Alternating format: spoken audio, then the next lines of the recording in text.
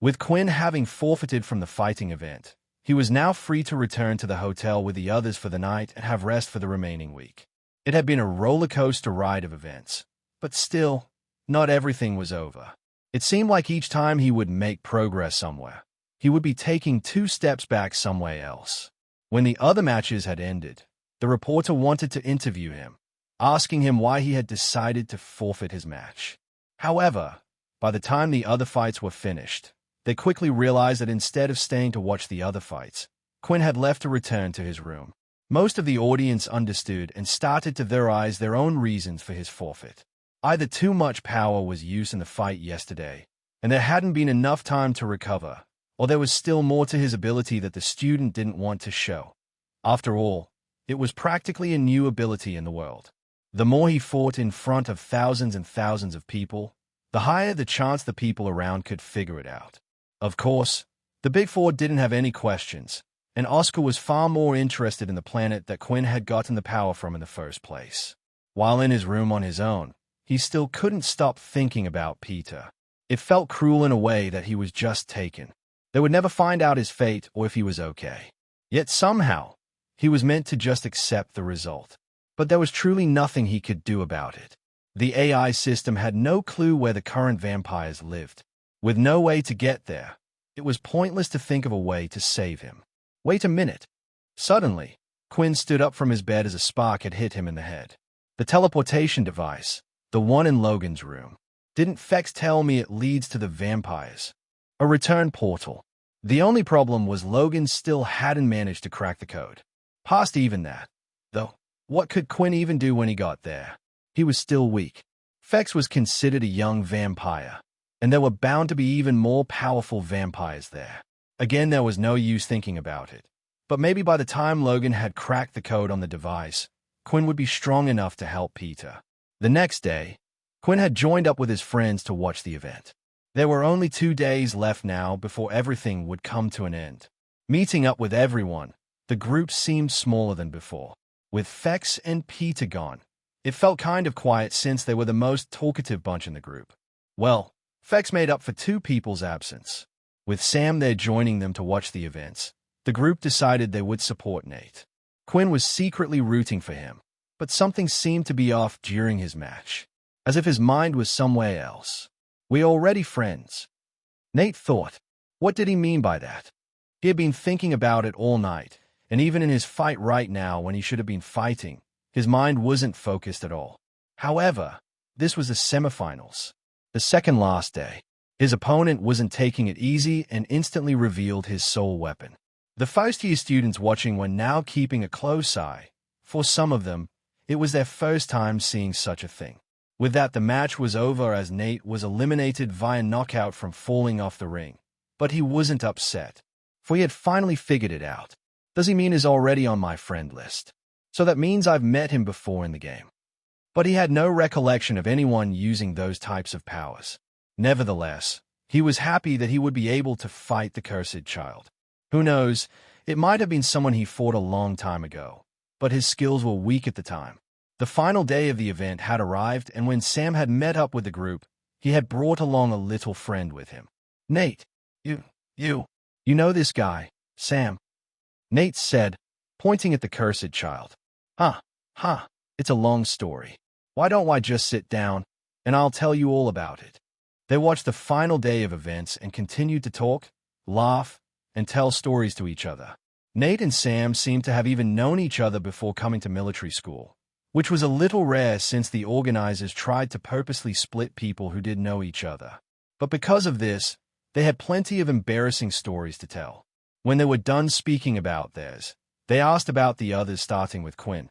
He explained how his parents died in the war and the mood suddenly had gotten somber. Moving on to Vorden, it seemed he kept avoiding the question completely, and so did Layla. The atmosphere suddenly got a little awkward. It felt as if Nate and Sam were very open about everything, while the others were still hiding. Still, they decided to ignore it since everyone was having a good time before this. "So what about you, Logan?" Sam asked. "What did you do before coming here?" "Not much. I didn't talk to people at my last school as I like to stay alone, started a few gaming projects, and was the same at this school. That is until I met Quinn. Ever since my life seems to have been busier than ever, but not in a bad way. Come on, Layla said, is not giving himself enough credit. Those few projects he started in school turned out to be a big deal.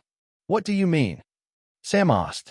Those projects are still ongoing today, although you guys might know them as the game Power Fighters. Logan answered. What? Nate said, suddenly interested. The two of them were enthusiasts for the game, and right now, they were sitting with the inventor. They weren't even aware that a kid created it since his family's name who owned the company was attached to it. Wait, said Nate. That means you must know about the Blood Evolver, right? Do you know who he is? Is he really hacking the system? Of course, I know who he is, Logan replied with honesty. But for privacy reasons, I cannot reveal that to you. However, I can tell you that he has not hacked the site. The ability being used is a strange one. The conversation between the group continued, mostly with Nate trying to figure out some way for Logan to tell him who the Blood Evolver was, and soon, the last event of the whole week was announced. The grand finale of the fighting event. The group wanted to pay attention to the fight, and so did Quinn. These were the strongest 2 students out of all 7 of the military bases. Due to them being second years, they would be leaving after the end of this year, so there was a good chance Quinn would never see them again. Still, that might not be the case once they left the military. Outside it was a free world, and there was a chance they could run into anybody again. The second reason was due to the soul weapons that would be used. Quinn had a high interest in soul weapons as they seemed to increase one's power significantly. It is said that when one is born, the soul weapon already starts to form based on their traits and personality. Eventually, it will get slightly altered when learning their first ability and will continue to grow from there. Finally, when they are ready, they would be able to manifest one. The thing was, Quinn was unsure if vampires even had soul weapons. Fex didn't seem to have one. Otherwise, he would have used it against the king-tier beast. Maybe unlike humans, vampires when born didn't have a soul weapon inside? But what about him? Quinn was born a vampire and only later turned into a human. And if he did have one, Quinn was starting to wonder what it would be. The final fight was set to start. The rules were the same as previous rounds with slight changes here and there. The platform they would be fighting in was the largest yet and nearly covered the whole arena floor. From this match, there would be no loss if a participant was knocked out off the stage. In this match, there were also a total of 4 refs. However, most of their jobs consisted of staying by the outer ring of the arena. If the students looked like they were about to fall, they would quickly build a wall stopping them. The 2 in the finals were second-year students from other military schools, so Quinn hadn't seen them before apart from the matches from the event. The first he had seen a little bit off was when the level 8 Earth user had defeated Sam in one of the previous rounds. As for the other one, he had also seen a few matches of his, and he seemed to be a student from the Greylash family, the Power of Lightning. This is the strongest student I've seen the military raise, Mona said, complimenting Oscar on his hard work. Of course, we saw the potential in him right away and gave him all the resources he needed, Oscar replied. He nearly knows every skill we have available. I see a bright future for him. Who knows, he may even eventually become Supreme Commander one day. Is no one going to compliment my family's student? Owen said, twirling his hair. If he's as hard-working as your lazy ass, then we already have a winner, Bernie replied. Well, I actually don't know how strong he is. He is from a generation I did not teach, said Owen. As you know, I only recently became the new head. I don't even have a pupil or descendant of my own yet. The fight had started, and the bickering between the two had stopped. The action started almost immediately, with both revealing their trump cards instantly. There was no use trying to hide it or find out how the other would fight. They had ample time to research the fights before the event. The Greylash student lifted his hand in the air, and from the palm of his hand, a blue lightning bolt struck through the air. A few moments later, and the lightning seemed to strike back down, hitting the student directly. A large flash of light was seen, causing most of the audience members to close their eyes. When they opened them again, they could see the student's appearance had changed. His hair was now standing upright. His clothes even seemed to be pulled slightly upward, and this blue aura could be seen surrounding his entire body. At the same time, the Earth user had released his soul weapon. He brought his hands close together and closed his eyes. Suddenly, from his fingertips, a white glowing light started to appear and began to form a shape. It had a long handle and a stone head on top. The appearance was that of a hammer. For some reason, when I look at these two, I feel like the lighting guy should be using the hammer, Vorden said. On display were two different types of soul weapons. The Earth user's weapon was a physical one and was most likely going to be used more than just an ordinary hammer. The Greylash family student had a unique trait, an energy that powered his body. Wasting no time, the Earth user used the ground to propel him towards the student. It looked as if he was surfing on top of an ocean of mud when he finally got close enough. He jumped off the mound of mud and raised his hammer. Suddenly, it looked as if it was growing in size. A giant hammer, the size of a house, was created and was slammed down onto the ground. When lifting the hammer, it shrunk back down to its normal size. The audience was expecting to see a splatter of blood, perhaps, like when one would slap a mosquito, but instead, there was nothing. Cool hammer, the student said as he suddenly appeared behind the Earth user. Using both hands, he started to create a continuous stream of lighting, connecting both him and the user. The Earth user's body started to shudder in pain, but eventually he managed to stomp his foot on the ground, building a wall, stopping the electric flow. With the first confrontation over between the two, the crowd cheered louder than ever, hoping to see more impressive displays of power. The fight continued between the two students, going back and forth, and they both showed great power and were able to use their soul weapons to their full advantage. But eventually, there was a person who had edged out, and that was the Earth user. Although the lightning user was strong and seemed to be dominating a lot of the fight, the lightning aura surrounding him seemed to fade. His speed began to slow, and eventually, he was hit by the hammer. The attacks from the Greylacy student were strong, but the armor he was wearing protected him well, and eventually, all of the Greylash family student's soul weapon energy had run out. A winner had been declared, the Earth user. Inside the booth, Bernie couldn't contain his happiness. He seemed to be even more pleased than Oscar that the Earth user had won. "Oh," Owen said, hearing the loud laughter. "And what happened to the contestants from the Sunshield family? I believe they were all knocked out before even this stage." "PFT, laugh all you want. Just because this generation of my family is weak doesn't mean our family is weak as a whole," Bernie replied. "At any point in time, feel free to request a duel between our top students, and I will be happy to comply." Owen truly wasn't too bothered by the loss. His ability was powerful, but he also knew it was less effective against the Earth users at a higher level. Their attacks just didn't hurt them as much compared to others. With that, the event had come to an end. There was a closing ceremony that thanked all the students who had taken part in. They then rallied up the points of each student to declare a single base a winner. In the end, Base 4 was declared the overall victors. They were also the ones who had the Earth user that won the fighting tournament. It was clear that the three main events carried the most points compared to all the other events. Otherwise, based on what everyone else was watching, there was no way Base 4 would have been declared the winner. The students were to return to their hotel and pack their things. Once they had finished, they lined up inside the hotel lobby to do a head count. "All right, it looks like everyone is here," General Mike said. "Strange," said Logan. "Have they not realized Fex has gone missing? He was a part of our military base as well. This might prove that although humans don't know the existence of vampires, they have more pulling power and influence in our world than we think. And I would like to say one more thing," Mike added. "Sorry about doing this to you again." As he finished, the shutters of the hotel lobby started to come down. Metal doors blocked the entranceway, and soon every small little hole was now closed.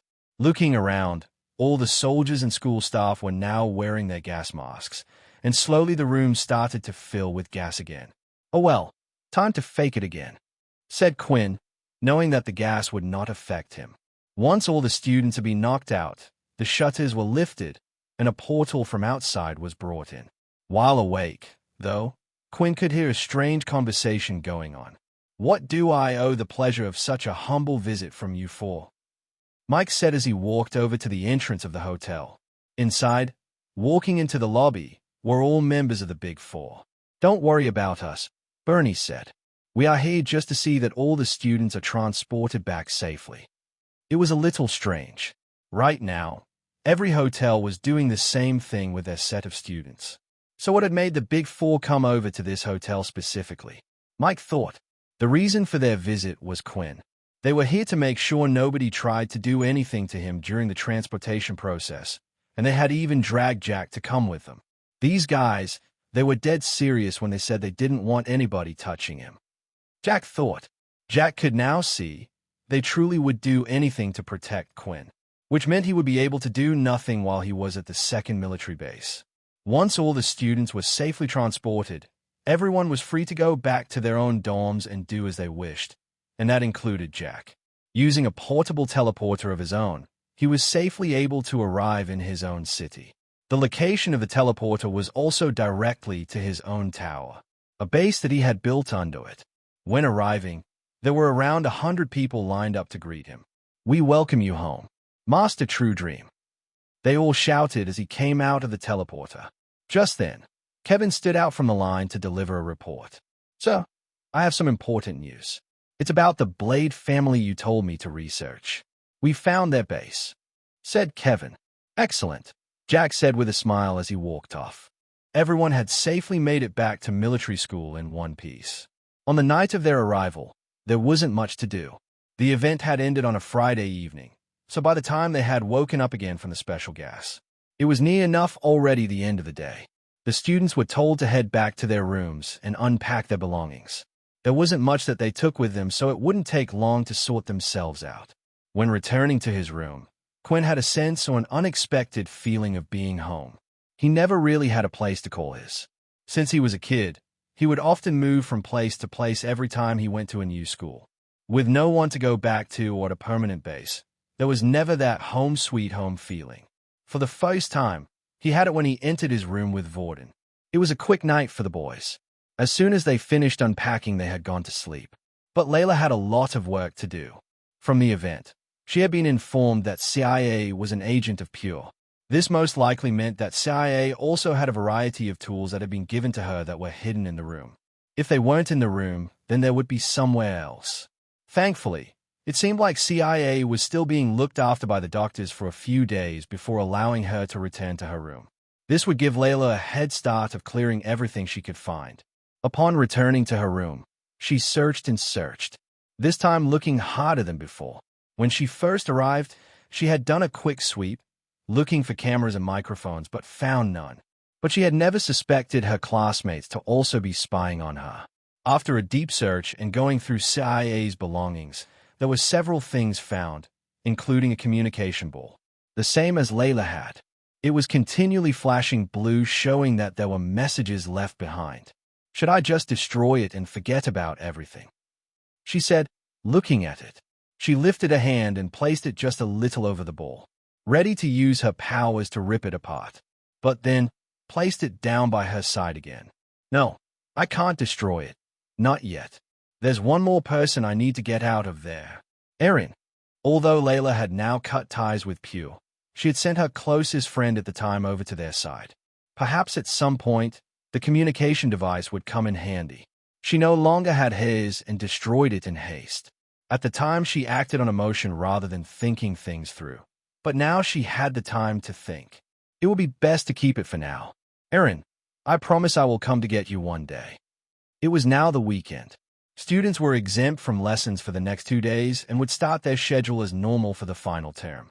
After that, there would be a short summer break for the students where they were able to go home and see their family. Although Quinn didn't know what he would do during that time, it was still a little far ahead for him to be thinking about it. "So, you got anything special planned for these 2 days?" Vorden asked as he laid down in his bed. "Not really. I think I might just check up on everyone to see how they are doing, then head to the VR center later on," Quinn replied. "Wait, you were serious about facing Nate in a power fighter match? How are you going to explain to him about the red aura and the shadow ability?" "I won't," said Quinn. "More than anything, he just wants a fight. Even if he knows who I am, it will be impossible to prove, and it doesn't make any sense. The only person it would make sense to is him. Besides, I have Logan. Say Weiss comes to Weiss and an investigation does take place. Logan can just say I'm not the blood evolver and state that he's at another base. Not that I think it will come to that anyway. You really depend on Logan a little too much, Vorden said. Hey, don't forget about what you all did. I think you guys owe me at least this much after going behind my back. Are you trying to blackmail us? Not cool, man. Not cool. The two of them started to laugh as they knew they were just having a jab at each other. And with that, Quinn decided to head off to Logan's room. However, he hadn't been completely truthful to Vorden. He didn't want to check up on the others, but more specifically, he wanted to just check up on Logan. A single knock was placed on the door. Come in, Logan said, and Quinn entered the room.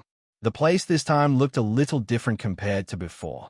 The research he had done about the school's underground dungeons had moved to this room instead. Hey, do you still think that information is useful? Quinn asked. You know, now that Peter's not there anymore. It's always handy to keep data, Logan explained. You never know when we could use it for future events. Perhaps one day, you, me, or the others will be placed there.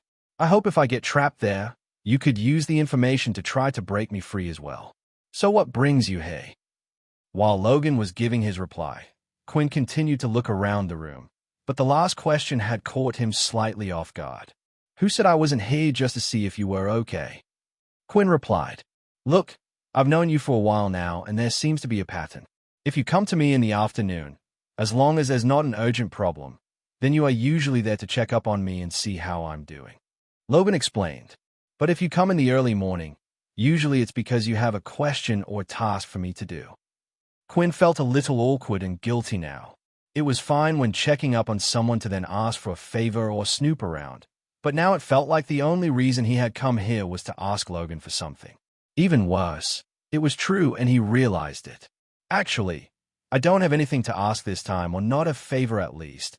I wanted to see how you were doing with that strange square device from before, Quinn asked. Logan, using his two small legs, pushed his feet and rolled across the room with his chair to the other side. On this side of the room, one of the computers out of the many was attached up with wires leading to the strange device. On the screen, different combinations continued to appear, and each time it would flash red, it would move on to the next one. It's taking a little longer than I thought, Logan said. But the good thing is it will definitely unlock eventually. I just have no clue when. Is there any way of finding out where it goes once it's unlocked? Not really, other than going through ourselves, but who knows if we can come back. We would have to take a portable portal device with us just in case. Logan said. Wait, you're really going to go through there? Quinn asked, worried for Logan. Well, if you can please, let me know when the machine unlocks. I don't want you to go there by yourself. Bring me along. You can think of me as your bodyguard. I'm not a kid. I can do these things by myself, Logan replied, seeming to be annoyed at Quinn's suggestion. Sorry. You know I didn't mean it like that. Just I'm really interested just like you. My system was the one that told me it was made by Richard Eno, and there might be a chance this lead to his base or something. If so, maybe he would be able to help us in finding out what this system is. Placing his hand on his chin, Logan started to think about it. It was true that with the help of Eno, it might be a lot easier, but Logan wanted to discover things about Quinn's system on his own. However, there was one possibility. Logan never ruled it out in the first place. Eno was a person who always seemed to be ahead of everyone else when it came to technological advances. There could even be a chance he had something to do with creating the system. All right, I'll let you know when it gets unlocked. With all formalities said and done, Logan got back to working on more gadgets. After the fight with the King Tier and feeling a little weak, he wanted to create some new items for himself. There was always the chance more trouble could be on the way. The next stop for Quinn was to head to the VR room. He had promised Nate he would do battle with him, and he wanted to keep his word. Even if Nate wasn't online yet, Quinn had the chance to play a couple more games. When walking through the hallway, there was a familiar face that he didn't expect to meet. Oh, Quinn, it's been a while since me and you were able to talk. Leo said, do you mind meeting me in the martial arts hall? I have some important news to tell you. There was no rush for Quinn to play the game. After all, there was no confirmed time or set time the two would meet. If the two happened to be online, he would send an invite. So Nate could wait for now. Sure, why don't we head there together? During the walk to the martial arts hall, it was quite silent between the two. Quinn always found it hard to read Leo, but at the same time, he trusted him. It was a good thing he did as well, for he had helped out big time during the events with Peter. It was because of people like him that Quinn hadn't completely given up on hope for humanity. The problem was at the moment. They seemed to be two bad people for every one good person he would meet. They had eventually arrived in the marital hall, and it felt large and empty without any of the students inside. The weapons were still on the wall, and it reminded Quinn of his first day here.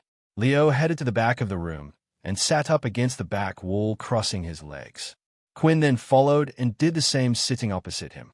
Quinn, I wanted to tell you something. It was a decision I have been going backwards and forth, but was always going to do at one point. I will no longer be a teacher here. I'm leaving for good. Leo said. A metallic fist pounded onto the poor student's face, and at the same time, the winner appeared written in big, bold letters, now floated above his head. This is starting to get a little boring, Nate said.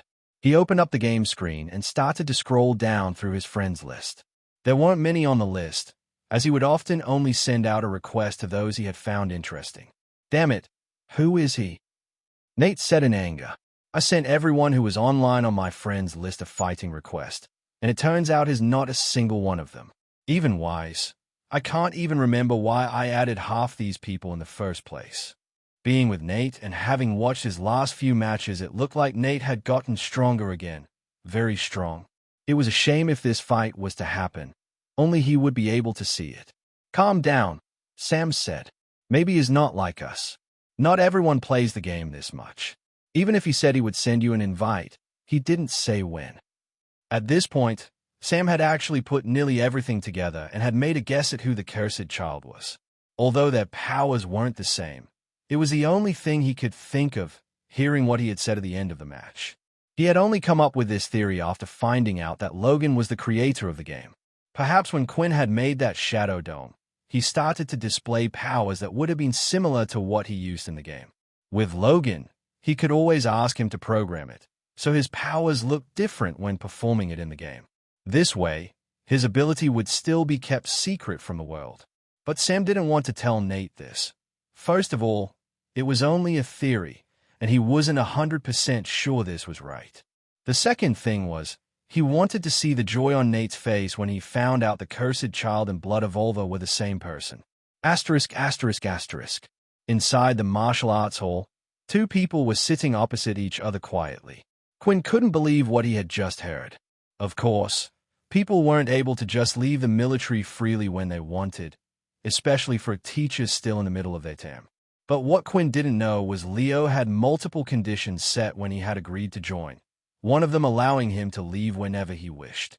This wasn't normal for teachers or military to have, but it was one of the things that allowed them to sway him over to Thea's side. This news had made Quinn upset.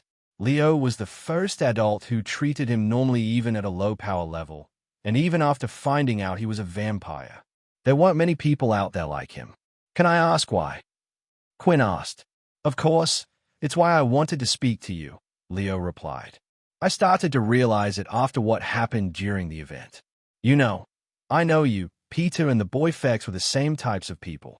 The student Fex hasn't returned, and we were told he transferred to another base due to complications, but when trying to find out more about what happened to him, I couldn't.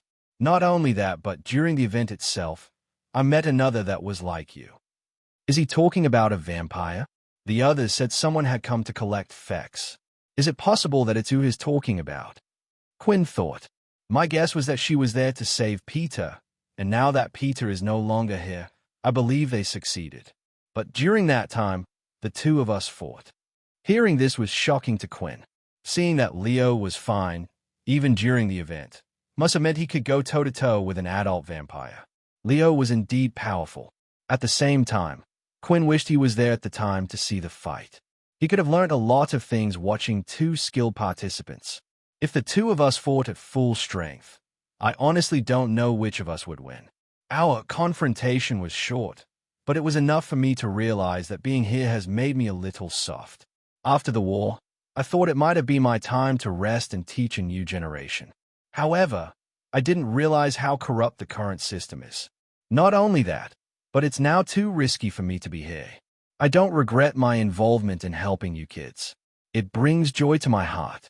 But if the military were to find out, I don't know what would happen. There seem to be greater forces at play here that we cannot see. Quinn, let me tell you, there's a war coming. Whether it will be against each other, humans against humans, against the Dalki, or an unknown force, I do not know. But I want to be there to protect my friends and family when I can. To do that, I need to train once again, and I cannot do that here. The feeling that Quinn had was the same as Leo. He thought others wouldn't have this feeling of worry over their shoulder, that the current life they are living now could be taken away at any second. And the last person he thought would feel they would need to get stronger was Leo. He was already plenty strong. Yet, he still felt like the need to get stronger to protect those around him. Thank you for telling me. I understand. But why did you feel the need to tell me? After all, you know I'm different. Quinn replied. Leo then smiled at Quinn. Because although we may be different in one way, I feel like we are nearly precisely the same in another. Both of us want to get strong to protect those around us. When we first met, I felt it. As a leaving gift, there are two things I want to give you. Leo then reached around behind him and pulled out what looked like 3 beast crystals, each one with its outer layer transparent in color. Are these beast crystals? Quinn said as he looked closely at them. What level are they at? They are so clear. These crystals are at the advanced level. They are specially chosen to be used to be made into a gauntlet-type weapon. I wish I could have given you one of my own weapons, but there is a particular reason why I can't. But this is the next best thing, Leo said as he tried to place the crystals into Quinn's hand. But almost immediately, Quinn pushed the crystals back towards Leo. I can't. I didn't earn these myself. It doesn't feel right, said Quinn. Now is not the time to be so foolish. When you are fighting an enemy, do you think they care how you got these crystals? When you need to protect those close to you, does it matter where you got that power from? Or would you rather see those close to you die because of some silly pride? Leo was quite stern and straight when he said this, but he needed to be. Quinn was only 16 years old, but soon he would turn into an adult and leave, and who knows when the war would start again. After hearing Leo's wise words, Quinn took the crystal and placed them in his lap for now. The second thing I wanted to give you is not a gift, but something that can only be taught. First of all, tell me what tier do you think my weapon is at? Leo asked as he pulled his sword out and placed it down for Quinn to look at. He had seen Leo defeat a Dalki with a single strike, and he knew he was powerful. To be able to be so strong, it had to be at a great tier. Is it a legendary tier weapon? Quinn asked. Well, you would be more surprised then when I tell you it is only at the king tier level. Leo replied.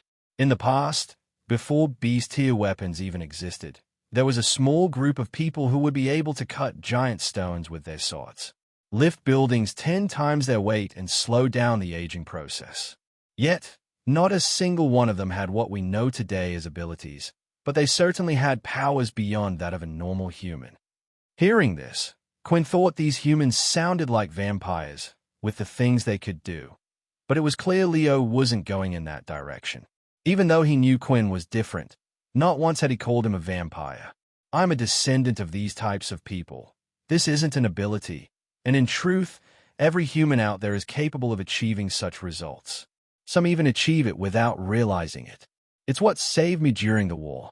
This thing is inside our bodies, and it's known as Chi. I want to teach you this special technique, and hopefully, you will be able to use it wisely.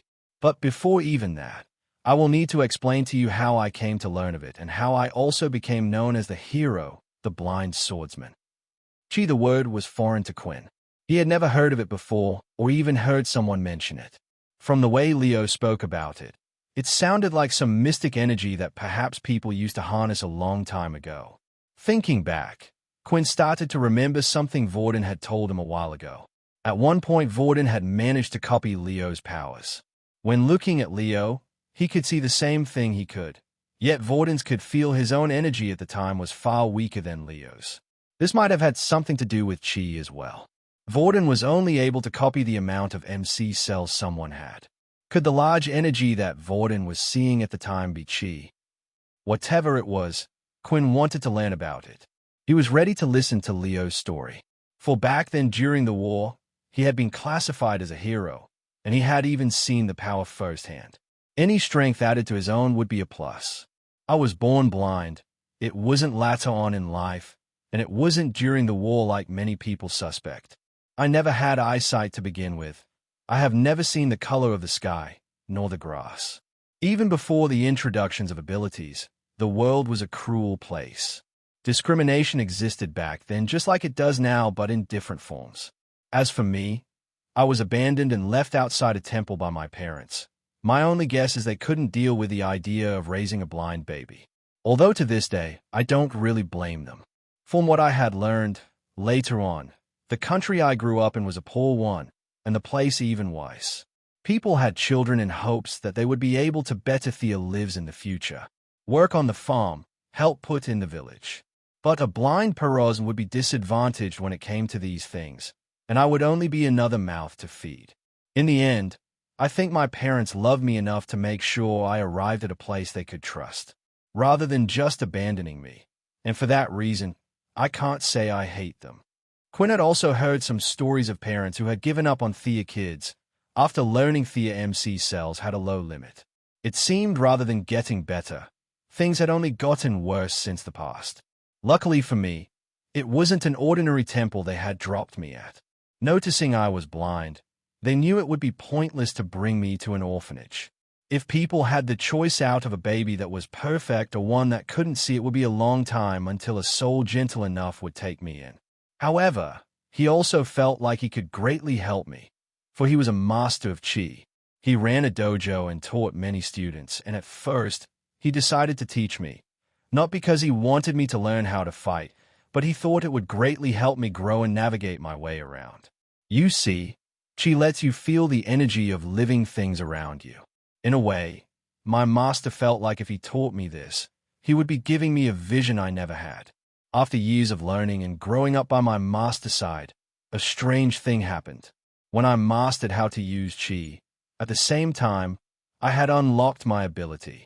At the time I didn't know this, and abilities weren't widespread and were still kept secret. When I explained what I could see, my master told me not to tell anyone about it. But for the first time, I felt like I could see and join in with my fellow brothers and sisters with their training. My ability helped me progress faster than those around me, as I was able to see the flow of energy that my master would often talk about easier. When sparring with my fellow brothers, it would give me an advantage. Every human has chi, but a lot don't know how to grow or use it properly. When one would attack, I would see the chi move before them. Fast forward several years and the war with the Dalki had started. The use of weapons clearly didn't work, and it looked like the human race would soon die. I was young and hot-headed back then, but continually argued with my master, asking why hadn't we gone to join the fight. We were a small group of only 30 students, but I knew with our unique talents we would be able to help some people at least. However, my master said our home was here, and it wasn't our place. The temple oversaw a small town full of life. It was away from the war and all the fighting. We were up relatively high, and it seemed like nobody had found us yet. But every day I would watch news of what was going on. That's when people with abilities started to come forward. They began to turn the tide of the war. They were hailed as heroes and continued to be cheered and supported around the whole world. That could have been me, I thought. I was envious, jealous of these ability users. We could have helped and also been a part of those groups. Yet even with our power, we did nothing. Later on, the discovery of the portals were made soon after, and that led to beast weapons. The war was still ongoing, and now the world was into heavy recruitment. People didn't have a choice. If you were old enough, you were told to fight. Quinn remembered this time period well, for this was also when his mother and father were placed in the war. Knowing this piece of information, I did something I wish I had never done. The small town on top of the mountain was unregistered with any country. Nobody knew of our existence. I didn't want to miss out again. What was the point of having all this power and skill and never being able to use it? Shouldn't we have used it to help the fight? One week, I went down to the nearest city and reviled that there was a whole town of people to the World Alliance. They immediately sent in Thea soldiers and told everyone to relocate. They moved us all to another planet, an orange portal planet at the time. Our job was to defeat the beasts and obtain the crystals, delivering them to the army. They had given us guns that worked against the basic tier beats, but after that Thea armor or hide would be too tough. However, they didn't know about our talents, and even without the weapons, we were able to complete our tasks better than they had expected. In return, they finally gave us beast weapons, and we even formed a special unit. The planet had become a peaceful place, and we had managed to make a settlement similar on the planet to what we had back on Earth. But then, the Dalki came and attacked. The bulk of us, including my master and me, was out on a hunt for beats. When our group returned, the whole village had already nearly been destroyed. When we arrived, we could see a single Dalki ship, which usually contained a unit of 12. We fought with them till the bitter end, and the only ones that had survived the fight were my master and me. All of our pupils and everyone in the village had died. It was because of me the whole town had been relocated to the planet. There was a good chance we could have continued living peacefully on Earth. Not only that, but me and my master never spoke again. When telling the story, Quinn could feel the sadness and guilt in his words. "But I don't think it is your fault," Quinn replied. "There was no guarantee they would have never found you on that mountain in the first place. You might have even survived longer moving to the planet, and also if you do have the power, I don't see why it's wrong to try fight back. And this is why I wish to tell you my story, so you don't end up making the same mistake I did," Leo replied. "You see, now at my age, I realized a few things I could have done differently. Why did I have to get the whole town involved in my mess and my fellow brothers? If I wanted to fight, I could have done it on my own. But no, I was scared. Worse than that, they had things to lose. My master's whole family was in that village, his wife, his kids, and the same for the others. Where I had nothing, I had no family, no one to worry about, and just had my power and skills. Well, that's what I thought. When I lost everything, I realized I did have a family, but it was a little too late. From that event, my master and I had gotten quite famous, for it was the first time a planet or group were able to fend off and kill all the invading Dalkis. I used this as an opportunity. With this huge burden and regret on my back, I decided to take vengeance against the Dalki. I showed the military my powers, something my master told me to never do, and went on the front lines. I fought well and was hailed a hero. I became one of the heroes I had heard about on TV. But when I reached that point, I didn't feel any better about myself, and the praise wasn't as great as I imagined.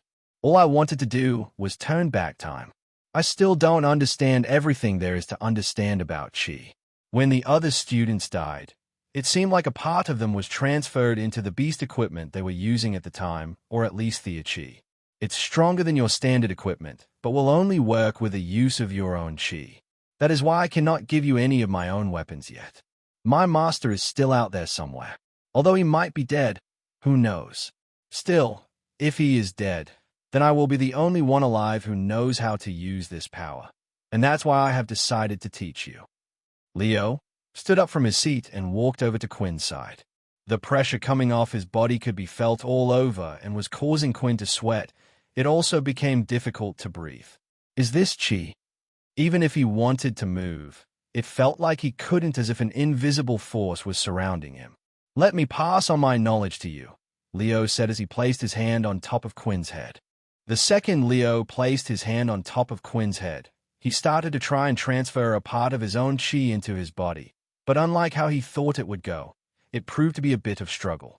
It feels like something is trying to block the process. The strange purple energy is cutting off my own energy, Leo thought.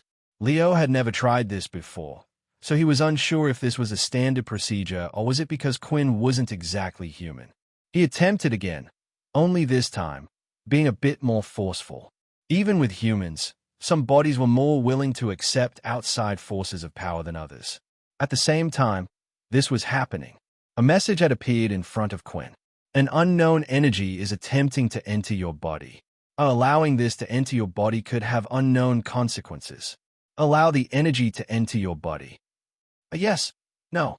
System, I need to ask you, do you think it will be a problem if I accept this chi? Quinn asked. I honestly don't know either. The system replied. Just like you. I have never heard of this before. The things that he described humans being capable of doing, a strong vampire would have been able to do them anyway. Our bodies would naturally start to get stronger as we progressed our skills. So we mainly focused on those aspects. This doesn't mean we can't learn chi, but I guess that there was never a need for it in the first place. Quinn was struggling with what to do. If he could learn something that even the vampires didn't know, then wouldn't this allow him to gain a slight edge? At the same time, the system itself seemed always to want to help him, unlike the system AI who chose to keep secrets. However, judging by the fact that the system had named chi an unknown substance, would most likely also mean that whoever created the system didn't know of chi either. So, is the system just trying to be extra safe? If it were me, I would do it. The system said. I don't see a huge downside, and I can't imagine this teacher of yours wanting to hurt you. Besides, it will be quite an interesting experiment to see, don't you think? Yeah, with me as the lab rat who's the one going to take the fall for it if anything went wrong, Quinn replied. After thinking about it for a while, he eventually decided to take the plunge. Yes, if Leo can give this strange power to me, then if anything went wrong he should be able to take it back as well. If he wanted to hurt me, he would have done so many times already. And this is his leaving gift. Too many people have already left, and I have nothing to remember them by. Quinn thought. The energy that Leo was trying to share suddenly started to go through. There was nothing different on his end, apart from being more forceful. He didn't quite understand what was happening but went along with it anyway. The only frame of reference he had was what his master had done to him. As this energy passes through, I want you to remember this feeling. In a moment my chi will join with yours. I have put in a small amount that shouldn't be able to take or damage yours in any way. I have only done this to guide it around your body. With his eyes closed, Quinn started to imagine it. He could feel a glowing feeling traveling from down his head into his body like a little ball of bright light.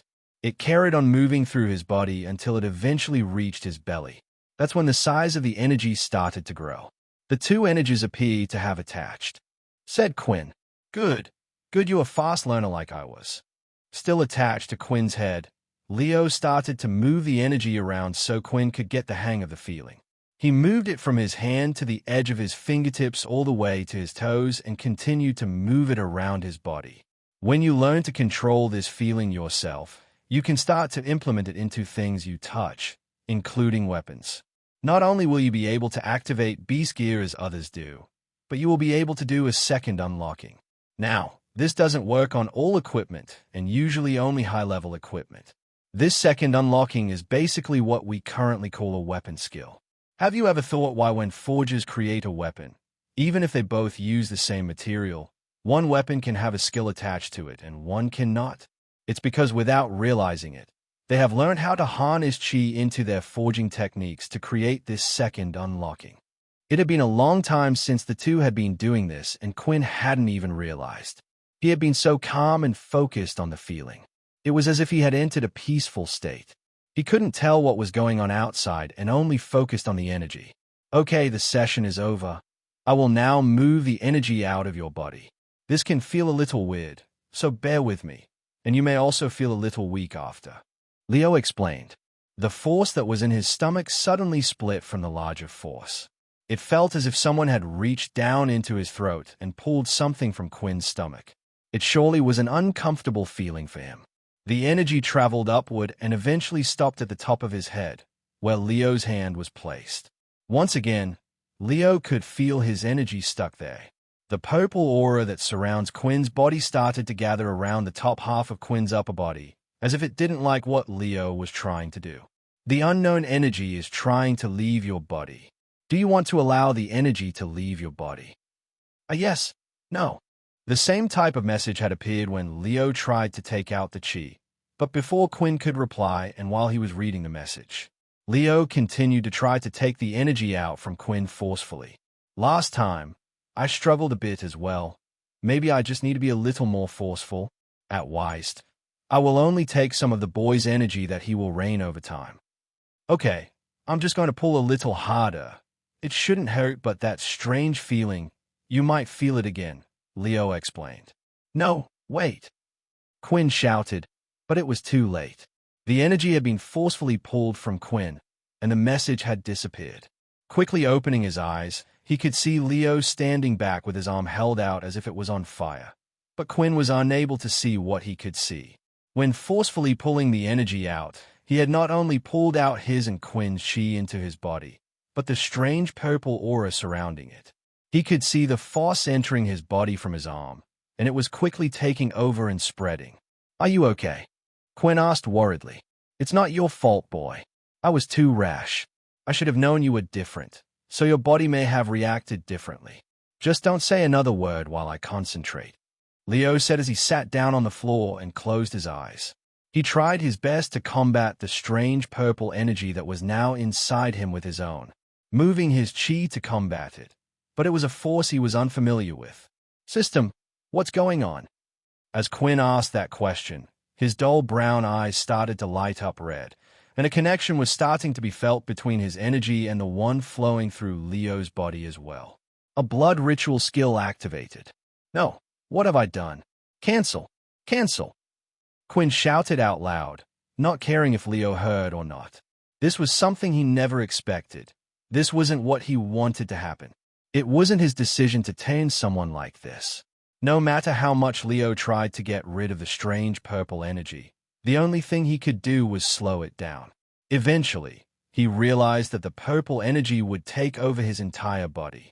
I'm sorry, Quinn said as his knees hit the floor and he knelt down in front of Leo. Leo opened his eyes. Even if he couldn't see out of them, it was a natural reaction for him when talking to someone. His eyes looked different to before. They too had started to glow red. He could hear the sniffles and sobs coming from Quinn. It gave him an idea of what was happening to him. For the boy known as Peter once had regular human energy flowing through him. That one day changed to purple as well. This is not your fault, boy. This is partially my fault as well. We, as humans, all make mistakes. That's how we learn. Whatever is about to happen, I'm ready.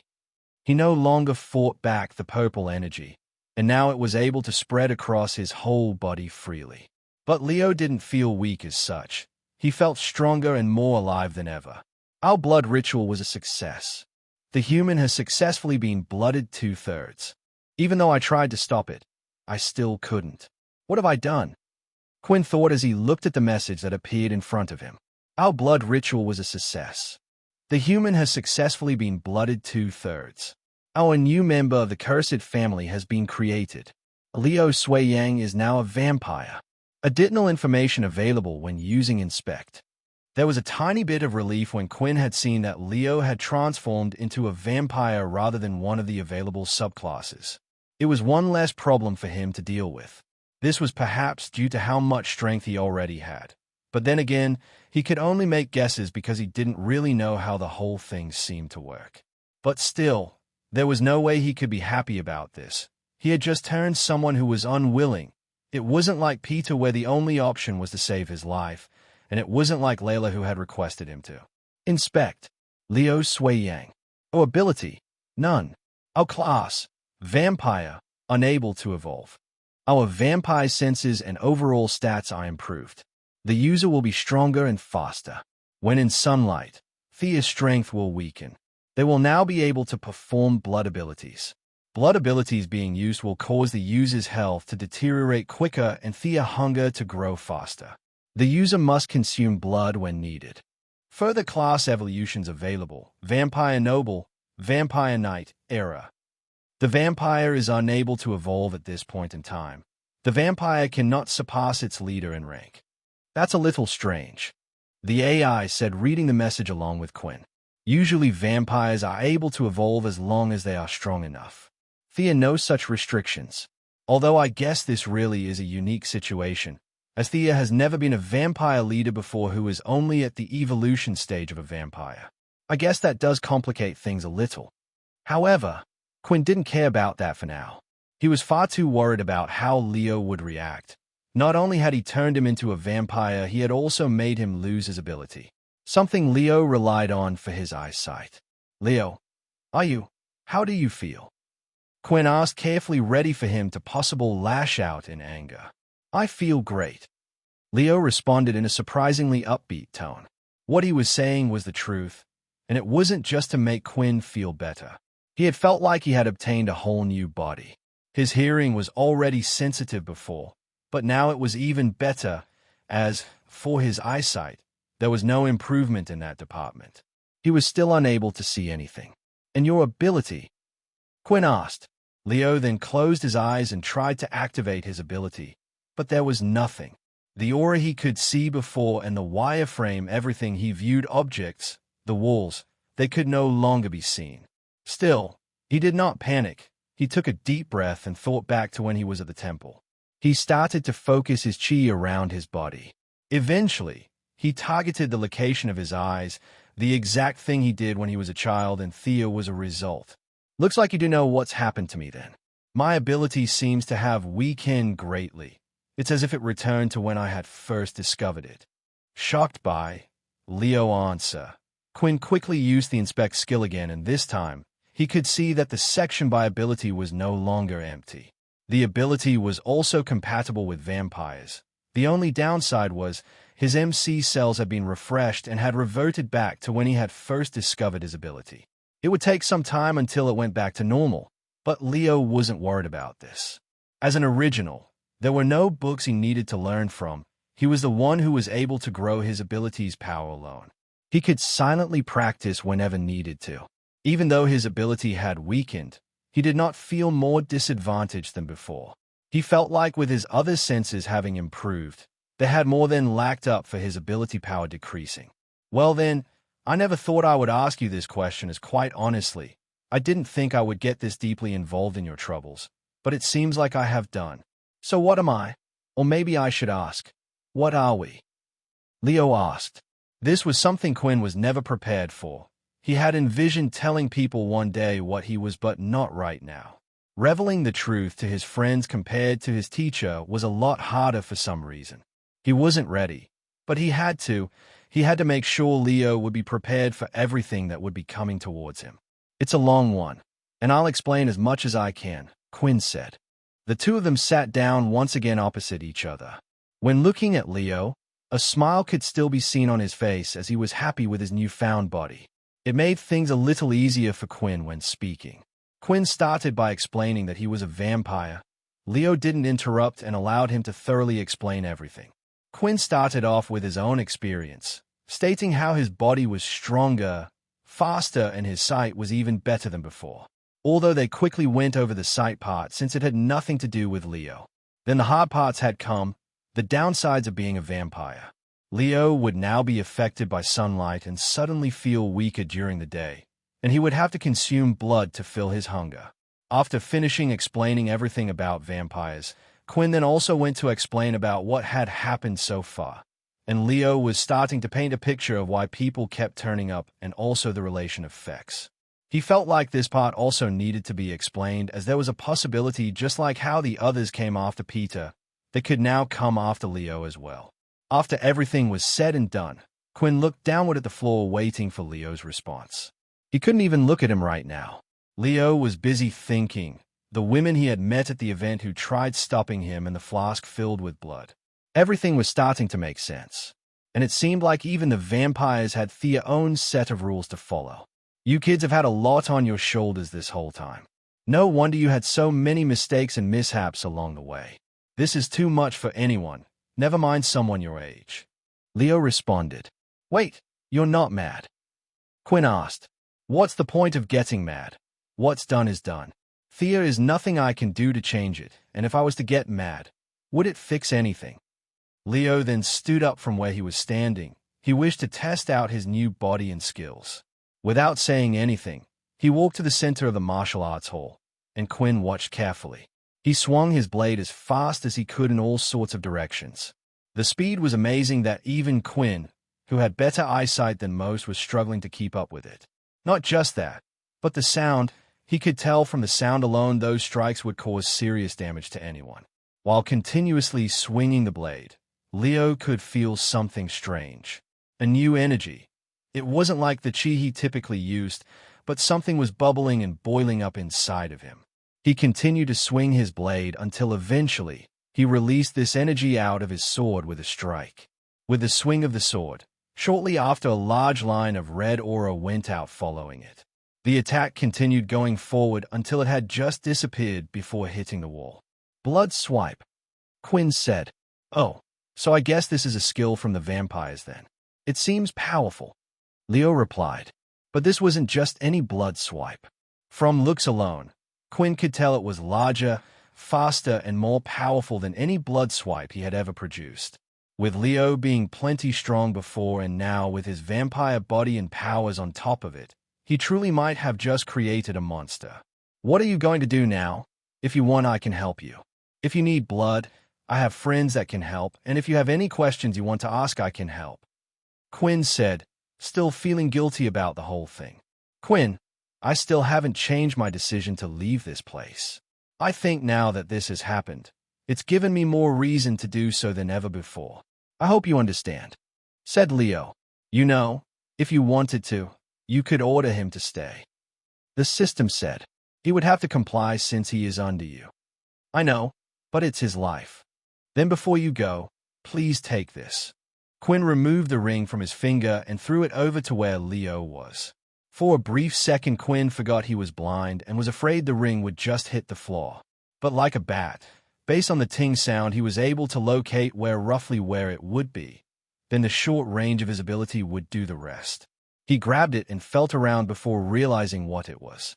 I'm guessing this isn't a normal ring, Leo asked as he could see the red aura surrounding it.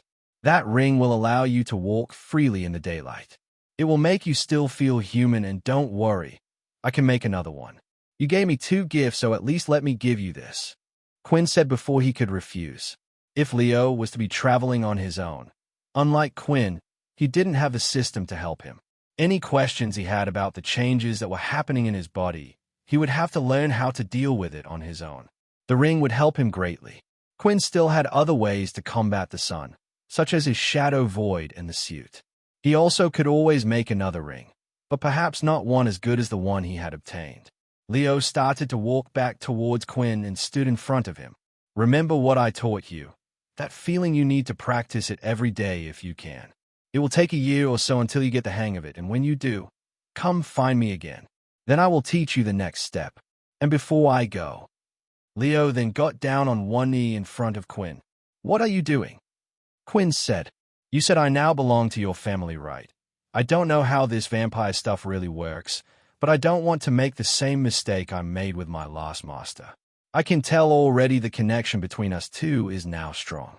If you are ever in trouble and I feel you are in danger, I, Leo Swayang, will come and protect you. With that, Leo got up from the floor and walked away. I can tell you no, the system said. He is the makings of a great vampire knight.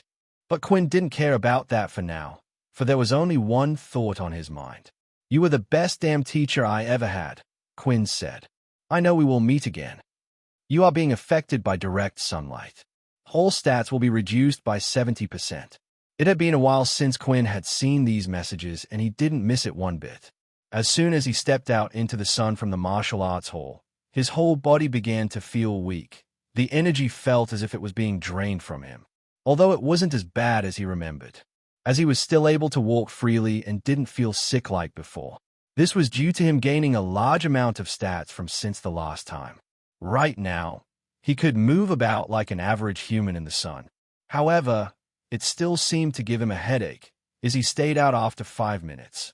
It was a shame that Leo had left, but Quinn had done his best to inform him of all the troubles he had gone through, hoping that he might be able to deal with it better. He had more information when Quinn first turned and also had the ring to help him out. For some reason, he felt Leo would be okay, even if he did come across another vampire.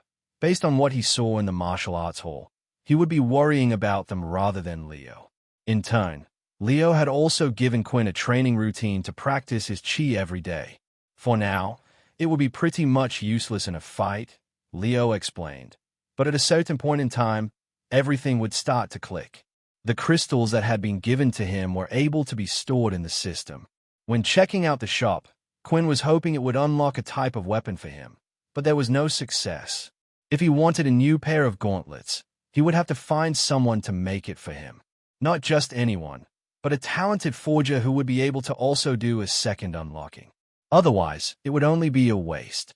With the sun starting to set, it meant the day was soon to end. With this, Quinn decided that he would head off to the VR room. It was his long-awaited promise with Nate. On the way that he started to notice something different walking through the halls. Casually, people would look at him. There were still many students surprised that Quinn was as strong as he was that day. But that wasn't what felt strange or different. Even as a level 1, there would be those that stared at him or would treat him as if he was invisible. Looking down at his watch, he could see the number 6 on display. What felt different was the fact that no students were calling him names, no one purposely barged into him, and no one was trying to start a fight. So this is what it feels like, hey? But then, as soon as Quinn turned around the corridor to enter the VR center, he saw 3 boys pinning a student up against the wall. On his wristwatch was a level 2 power level. Why didn't you do what we asked? We told you that we needed that project by tonight. The student yelled as he slammed the level 2 student up against the wall again. Stop that. A voice from behind was heard. What do you want? The kid said as he turned around and immediately recognized who it was. Oh, you. The kid said nervously. Just let the guy go. You wouldn't be doing this if he was the same level as you, would you? Said Quinn. Shut up. I bet you think you're hot crap now, don't you, Quinn? Another student said by his side. But we ain't weak, and there's 3 of us. I bet we could still kick your ass. 3? Didn't these guys see me fight 12 with the multiplier? I guess maths isn't their strong point. Well, how about we make it a 3-on-3? Another student said as they appeared from behind Quinn. As soon as they saw who this was, the students immediately stormed off without saying another word. The student who was pinned up against the wall thanked them both before running off as well. And when Quinn turned around, he could finally see who had come to his aid. It was a student with bright red spiky hair. He had seen him once before in the interrogation room. Berg Sunshield, one of the students from the Big Four. You know, it won't change anything. They'll just start doing it in secret instead. Berg said, at least that will lessen the bullying somewhat. Quinn replied as he walked off into the room. Quinn disliked the Big Four. Even though they wielded so much power, even as students, they did nothing to change the situation. It was as if they liked the way things were set up. So he decided to shrug Berg off and continue with his business. TCH, arg. Berg said in frustration. Why the hell did our leader tell us to look over that guy? Inside the VR center, Quinn paid for his booth and entered the game as usual. Welcome Blood Evolver. Checking his friends list, he was surprised and at the same time not to see that both Nate and Sam were online. It had only been a few moments, but almost immediately, he had received an invite to a fight. Quinn had decided to decline the invite. What? So I can't find the cursed child and now the Blood Evolver won't even speak to me. Nate said in anger. What kind of day is this? That's it, I give up. It's time to call it a day and log off. But just as Nate was about to, he had received an invite from the Blood Evolver to have a match. What is this crap? Is he playing tricks with me? What happened? Sam asked after coming back from training inside the white gaming room. I invited the Blood Evolver to a game. He then declines and invites me back. Sam suddenly realized that his guess was spot on and started to laugh at the fact that Nate hadn't understood yet. He had decided to invite him in a way to reveal who he was to Nate. During the tournament, he said he promised to fight with him. It was his way of telling him he was the Blood Evolver. Just accept, Sam said. The match was accepted, and as Sam was following Nate as a spectator, he too was transported to the same room as the two. When Nate arrived, he was ready to give the Blood Evolver an earful, but Quinn was the first to speak out of the two. So like I promised, I will fight you if you wish, Quinn said. For a second, Nate paused. The cogwheels in his brain were starting to spin.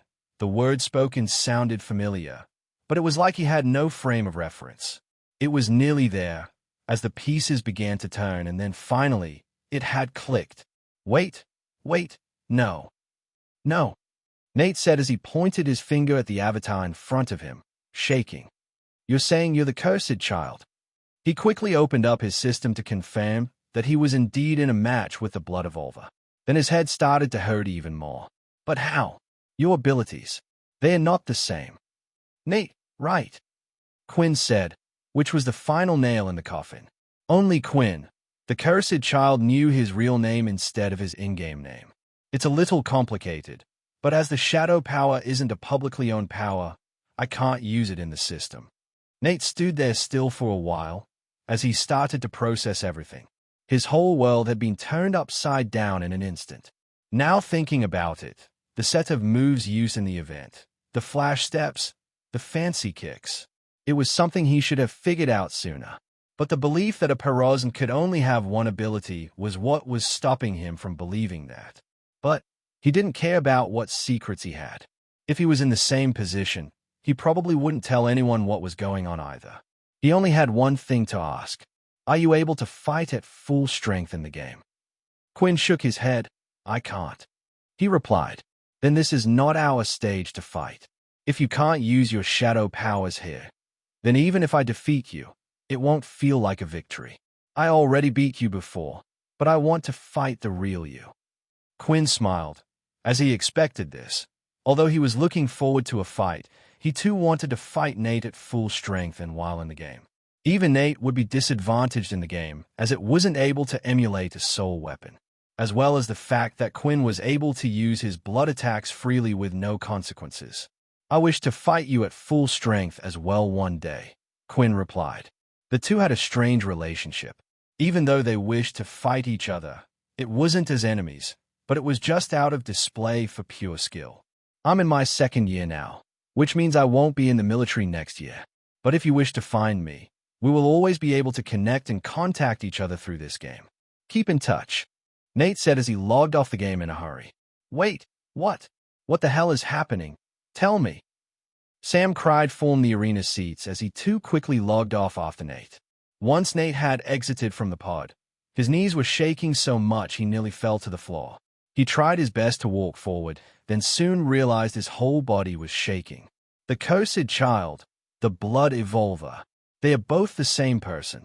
Who the hell are you, Quinn Talen? Nate thought. Once Quinn had exited out of the pod, it was time to call it a day. Even though tomorrow was still the weekend, he still had a tough day ahead of him.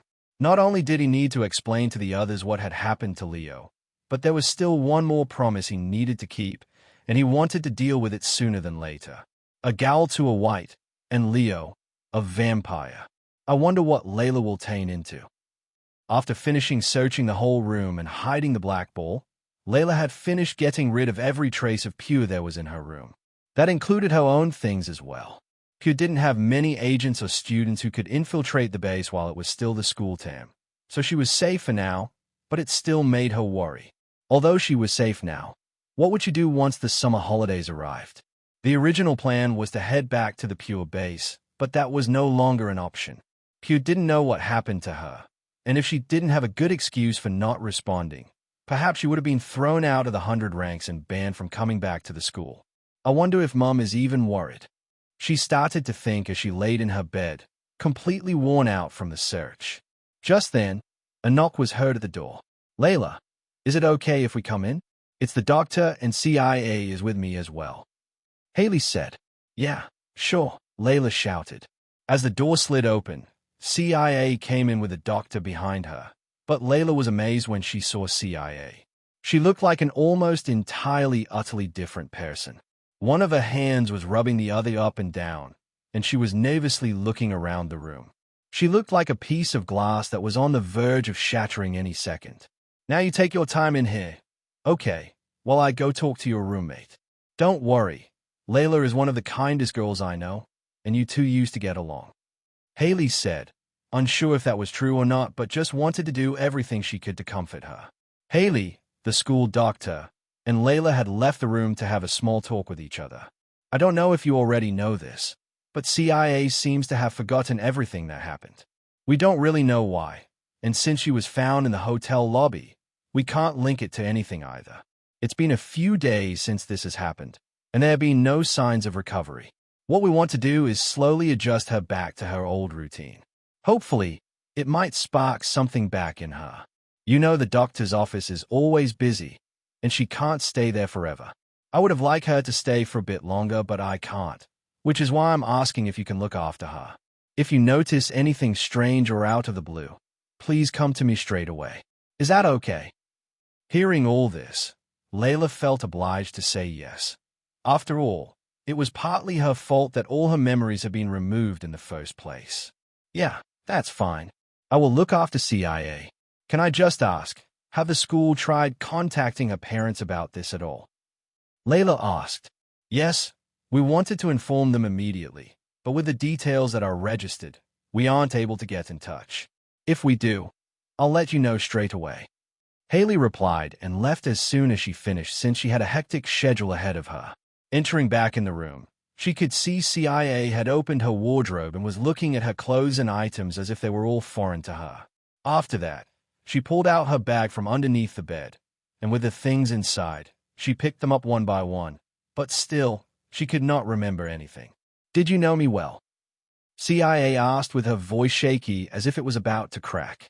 Layla came over and sat on her own bed, which was not too far from CIA's, while looking at her. "No one at the school knows each other that well since we all came from different schools before, but we were roommates since day one, and you and I used to be on the same team." Through her words, she could see that CIA was trying to remember, trying to think back if there was anything, but there was nothing. After realizing this, CIA started to break down in tears again. She was crying with her hands covering her face and sobbing away. Layla quickly came over, and out of instinct gave her a big hug to her side. "It's okay, CIA. Even if you don't remember everything, it doesn't matter. You can make new memories, right? Who knows, maybe your life before was a bad one." But CIA continued to cry. It didn't matter if it was a bad one to her. She just wanted to remember who her parents were, how she grew up as a kid. She couldn't even remember the person who was comforting her right now, and it all was a terrifying thought. Will she be like this forever? Layla started to think. Perhaps removing all her memories was too cruel in the end. I should ask Quinn tomorrow if there's anything we can do. That night, the two girls decided to sleep in the same bed together. It was the only thing that made CIA feel safe now, having someone who knew her next to her. The next day, when Layla had woken up, she looked at her wristwatch to notice it blinking away. CIA's face by her side was a little puffy from all the crying. She quickly got out of bed and listened to the message quietly. "Layla, if you still want to do this, let's all meet in the park forest where we trained with Peter at 10 a.m. Everyone in the group will be there." The message had been sent by Quinn. Looking at the watch, she realized it was 9 a.m. now, so she quickly got dressed and did her best to get ready as soon as possible. The sound of opening and closing of wardrobes had eventually woken CIA up, as she rubbed her swollen red eyes to see Layla in a rush to go somewhere. "Why are you up so early?" CIA asked. "I have to go for my usual morning a run," Layla replied. Can I come with you?" CIA asked. Hearing these words caused pain in Layla's heart. She could tell she was afraid to be left alone still, but she had no choice. "You get some rest. I really need to leave now, but I promise when I'm done and come back, we can spend all the time you want together," she replied as she rushed off and left the room. Yesterday, when returning to his room, Quinn opted to act normal about everything that had happened so far. He planned to meet everyone the next day anyway, so it would have been best to explain everything in one go. So he had yet to tell Vorden about what happened to Leo. All the boys were in the park woods. They were quite deep in away from the actual park, and no one would travel in here unless they were up to no good or just wanted to go for a walk through the woods. Logan had spread out his little spiders in all directions in a large circular manner. That way, if someone had decided to come into the woods, they would know. "So, anything interesting happened to you guys yesterday?" Vorden asked, trying to break the boredom while waiting. He hated to admit it, but everything had been kind of normal so far, and due to all the excitement that had happened, things felt boring. "The usual. Just worked on tinkering with my gadgets. I could go into detail of what I managed to accomplish yesterday if you are really bored." Logan replied. "No thanks," Vorden said, knowing he would be bored out of his mind listening to Logan. "Well, I certainly have some interesting news for you all, but we will wait until Layla gets here." The The sound of footsteps and rustling leaves could be heard stomping on the ground. No one was worried as Logan didn't cause any alarm, and shortly after, they could see Layla arriving all huffing and panting. "I'm sorry I woke up a little late," Layla said. "Oof, and on your big day as well, huh?" said Vorden. The groups were standing in a circle in the forest, and Quinn walked into the center to speak to them all. "First, before we do this, I have something important to tell you all. It is about Leo." Quinn proceeded to tell the others what had happened yesterday. He didn't go into details about Chi, as it seemed to be something that was meant to be kept secret and passed down to those they chose. Still, he explained how Leo had been accidentally turned while trying to help Quinn get stronger, also informing them how he had chosen to leave the school. Everyone was shocked by this. They couldn't even believe what they had just heard. It was as if one surprise had come after another as Quinn explained the details. "Wait, so you're saying Leo's a vampire now just like you? Then is he okay for blood? Is everything going to be okay?" Vorden said in a panic. He clearly seemed to think this was a huge problem, while Quinn remained calm. "I think he will be okay. It seems like he already left yesterday night," Quinn said, placing his fist on his chest. The connection between the two was now gone, meaning he was no longer close by. "I explained everything to him, and you, Vorden, should know the most how powerful he is." Vorden started to think back about when he had copied Leo's power. Even for him and the multiple different powers he had wielded before, Leo's was surely special and different. "Since we're all involved in this, I thought you guys should know, especially since right now, we're about to dive in even deeper." "It seems like being a human is quickly going out of fashion," Logan commented. Now, everyone was looking at Logan strangely. Was that supposed to be a joke? Layla thought. Right now, they didn't know what was more shocking, the fact that Leo, their teacher, had turned into a vampire or that Logan had tried to make a joke. Ignoring the small comments, Quinn wanted to get down to business and turned to look at Layla. "Now, we don't know what's going to happen to you.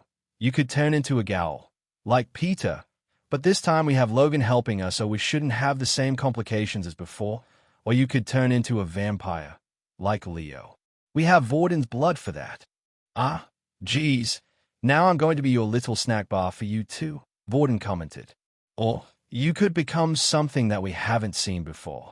Are you sure you want to go through with this because there's no turning back?" Quinn asked. "As long as it will make me stronger, then yes. I'm sick and tired of being useless to you guys, and before you say I'm not, you need to start to look at the people who are coming after us. As we make more enemies and go higher up, they keep getting stronger and stronger, and I want to rescue Erin from Pure. At the time, I did what I thought was right to save her, and I know she will be safe, but the longer she stays there." Layla didn't finish her last sentence, but after learning of their strange tactics and the death pill that CIA had, Quinn knew the place wasn't the best. "I understand." A blood ritual activated. Just like before, when performing the blood ritual on Peter, they decided to lay Layla down on a pile of leaves. "This should make it feel a little better," Quinn said proudly of himself as he had spent quite a bit of time sorting out the leaves to form a bed shape. Logan stood on one side while Vorden stood on the other. After helping Quinn prepare everything, both of them took a step back away. "Hey, you don't have to be scared of me," Layla said. "Come on, it's me. You know, it's just to be safe. We don't want a chunk of our arms or legs to go missing," Vorden said jokingly, remembering what they had to go through last time. Logan nodded while taking another step even further back. "It's always best to be careful, especially when we don't know the probabilities. I'm sure you understand." The boys were just making Layla feel even worse. It seemed unlikely that she would be turned into something that the others should be truly scared of, but the words of the others had gotten to her. When Quinn was about to begin the next steps, she grabbed him by the wrist. "Not that I'm having second thoughts or anything, but do you know what I could possibly turn into?" she asked. Quinn himself didn't really know the answer to this, so instead, he reverted the question to his system. That is quite a hard question to answer." The system said. "You see, I'm not sure even now. As back then, you must have heard many tales about creatures or demons. They were around during my time, so I would assume they are still spread today as folklore. The truth is all those tales had definitely originated from somewhere and had some type of truth to them, most of them being subclasses of vampires. You have the classes that are closely related to the vampires. With these types, I would place them in something called Category A. They are similar to your standard vampire, but perhaps a little unique when comparing them with slight differences. Some of these can evolve into vampires later on, some branch of slightly. A few examples include a halfling. You should know this one quite well. A fledgling, thrall, and dampe. These classes tend to be well balanced in terms of skill. They have good magic and melee abilities, with each one having their own specialities when they later evolve. The next category is Category B. I call this one the undead category. This is where Peter, the Ghoul, White, Wendigo, and a few others fit into. These have next to no magical power, but most of them make up for it with their melee attack strength. And finally you have Category C. I call these the others. I know it's lame, but truthfully it's because they don't really have much in common with each other, or at least, not as much as the others. They usually tend to be strong in magical power while weak in the speed and strength department many vampires are known for. Examples are Succubus, Blood Fairy, and the Banshee. The upside about this category is they usually don't have a huge negative to them like the others. Category A, all need some form of blood. Category B need flesh, whereas C, although different depending on what they turn into, don't need something as difficult as the first two. Of course, there are more than the examples I have given you, but if you wanted me to list them all, we would be here all day. Back in the day, I did quite a bit of research on this, so you have come to ask the right person. But even as great as I am with my vast amount of knowledge cannot pinpoint the exact reason or thing that will determine what one will change into. Besides, just because you know what she can turn into won't influence what she will turn into at the end of the day. After hearing those answers, Quinn started to have second thoughts, but a promise was a promise. Whatever you turn into, I promise we will deal with it. With that said, Quinn continued the ritual as Layla closed her eyes. Using the tip of his fingernail, he caused a small cut in the palm of his hand. He then placed it above Layla's mouth and, as with it wide open, allowed the blood to drip inside slowly. A vampire's blood alone wouldn't be enough to turn someone's. One would have to activate the blood ritual skill first, which he had already done. The blood continued to drip and go down her throat, and then when it reached her stomach, the process had begun. Her eyes suddenly opened wide and were glowing red, and Quinn's were beginning to glow red as well. Just like with Peter, as the energy went through her body, it started to shake violently. There was no pain, though, and eventually, as the blood quickly took over her body and radically transformed it, the connection had stopped, and her body had stopped shaking. "Is it done?" Vorden asked. "So, what is she?" Layla's eyes had started to open slowly. Her vision was a little blurry as she seemed to be adjusting to things and eventually lifted herself off from the ground. A few leaves stuck to her, and she quickly brushed them off her clothes before looking up at the boys, who seemed to be now all staring at her. What's wrong? Oh no, is it my face?" she said, worried about what she might have turned into. "My teeth. My feet." She looked down at her body and felt her teeth but could feel or see nothing, but the boys continued to stare at her until Vorden eventually pointed to the top of her head. "No, you have little." Vorden was speaking so slowly, it was beginning to annoy her. As she felt the top of her head, she felt two little bumps just between where her hair was. "No, they are horns," she shouted. "Quinn, what the hell is this?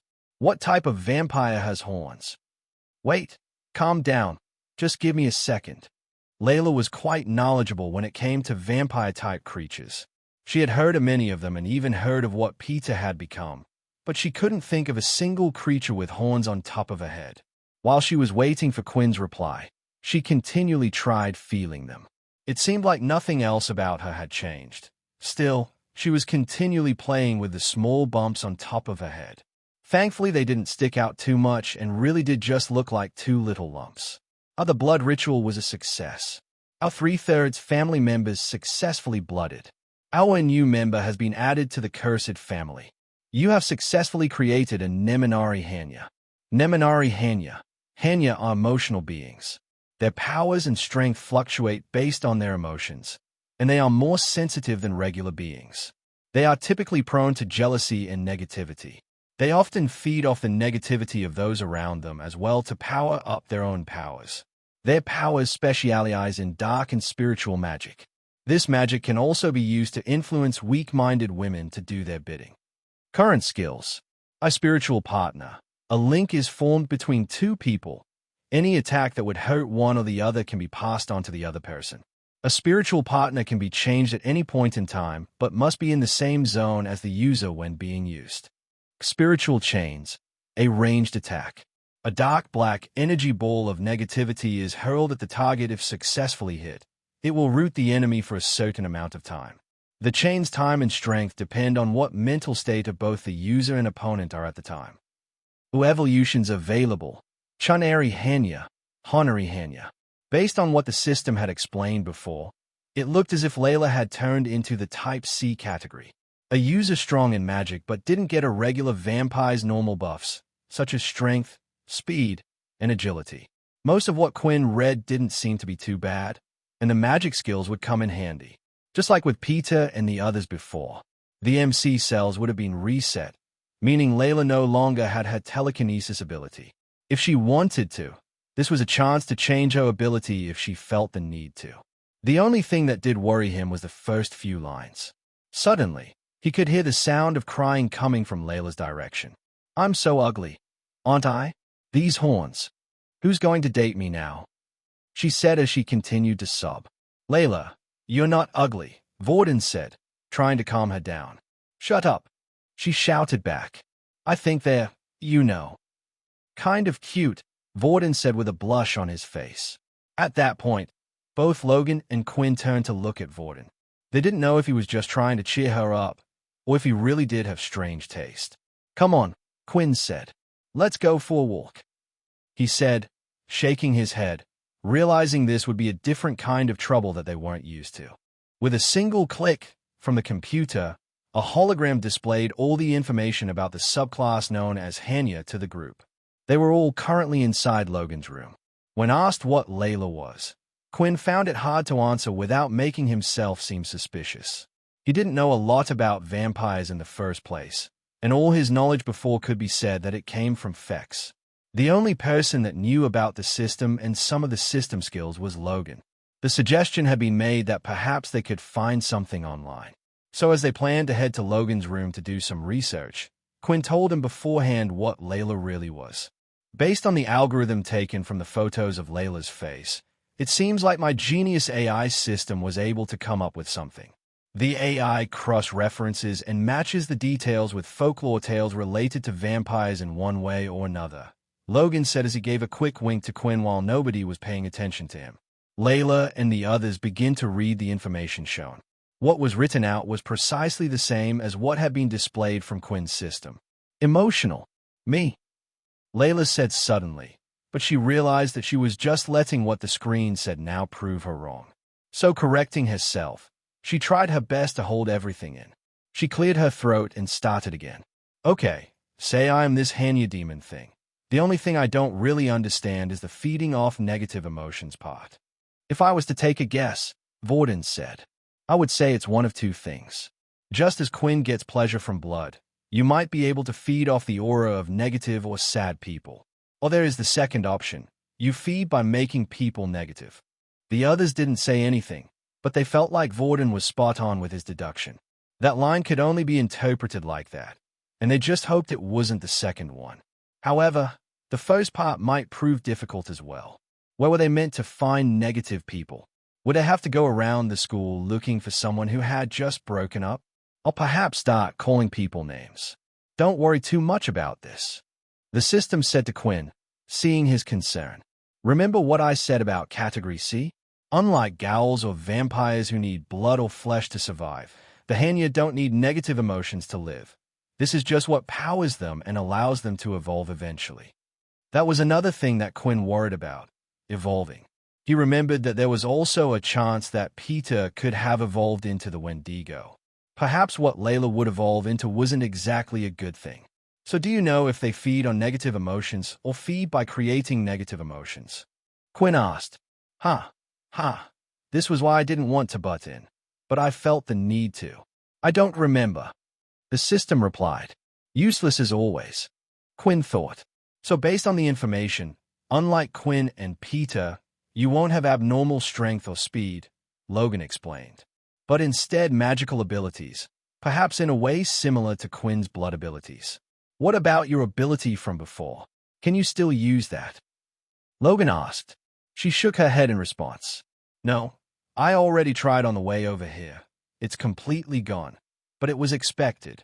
She replied. Well, have you thought about what ability you do want? Vorden asked.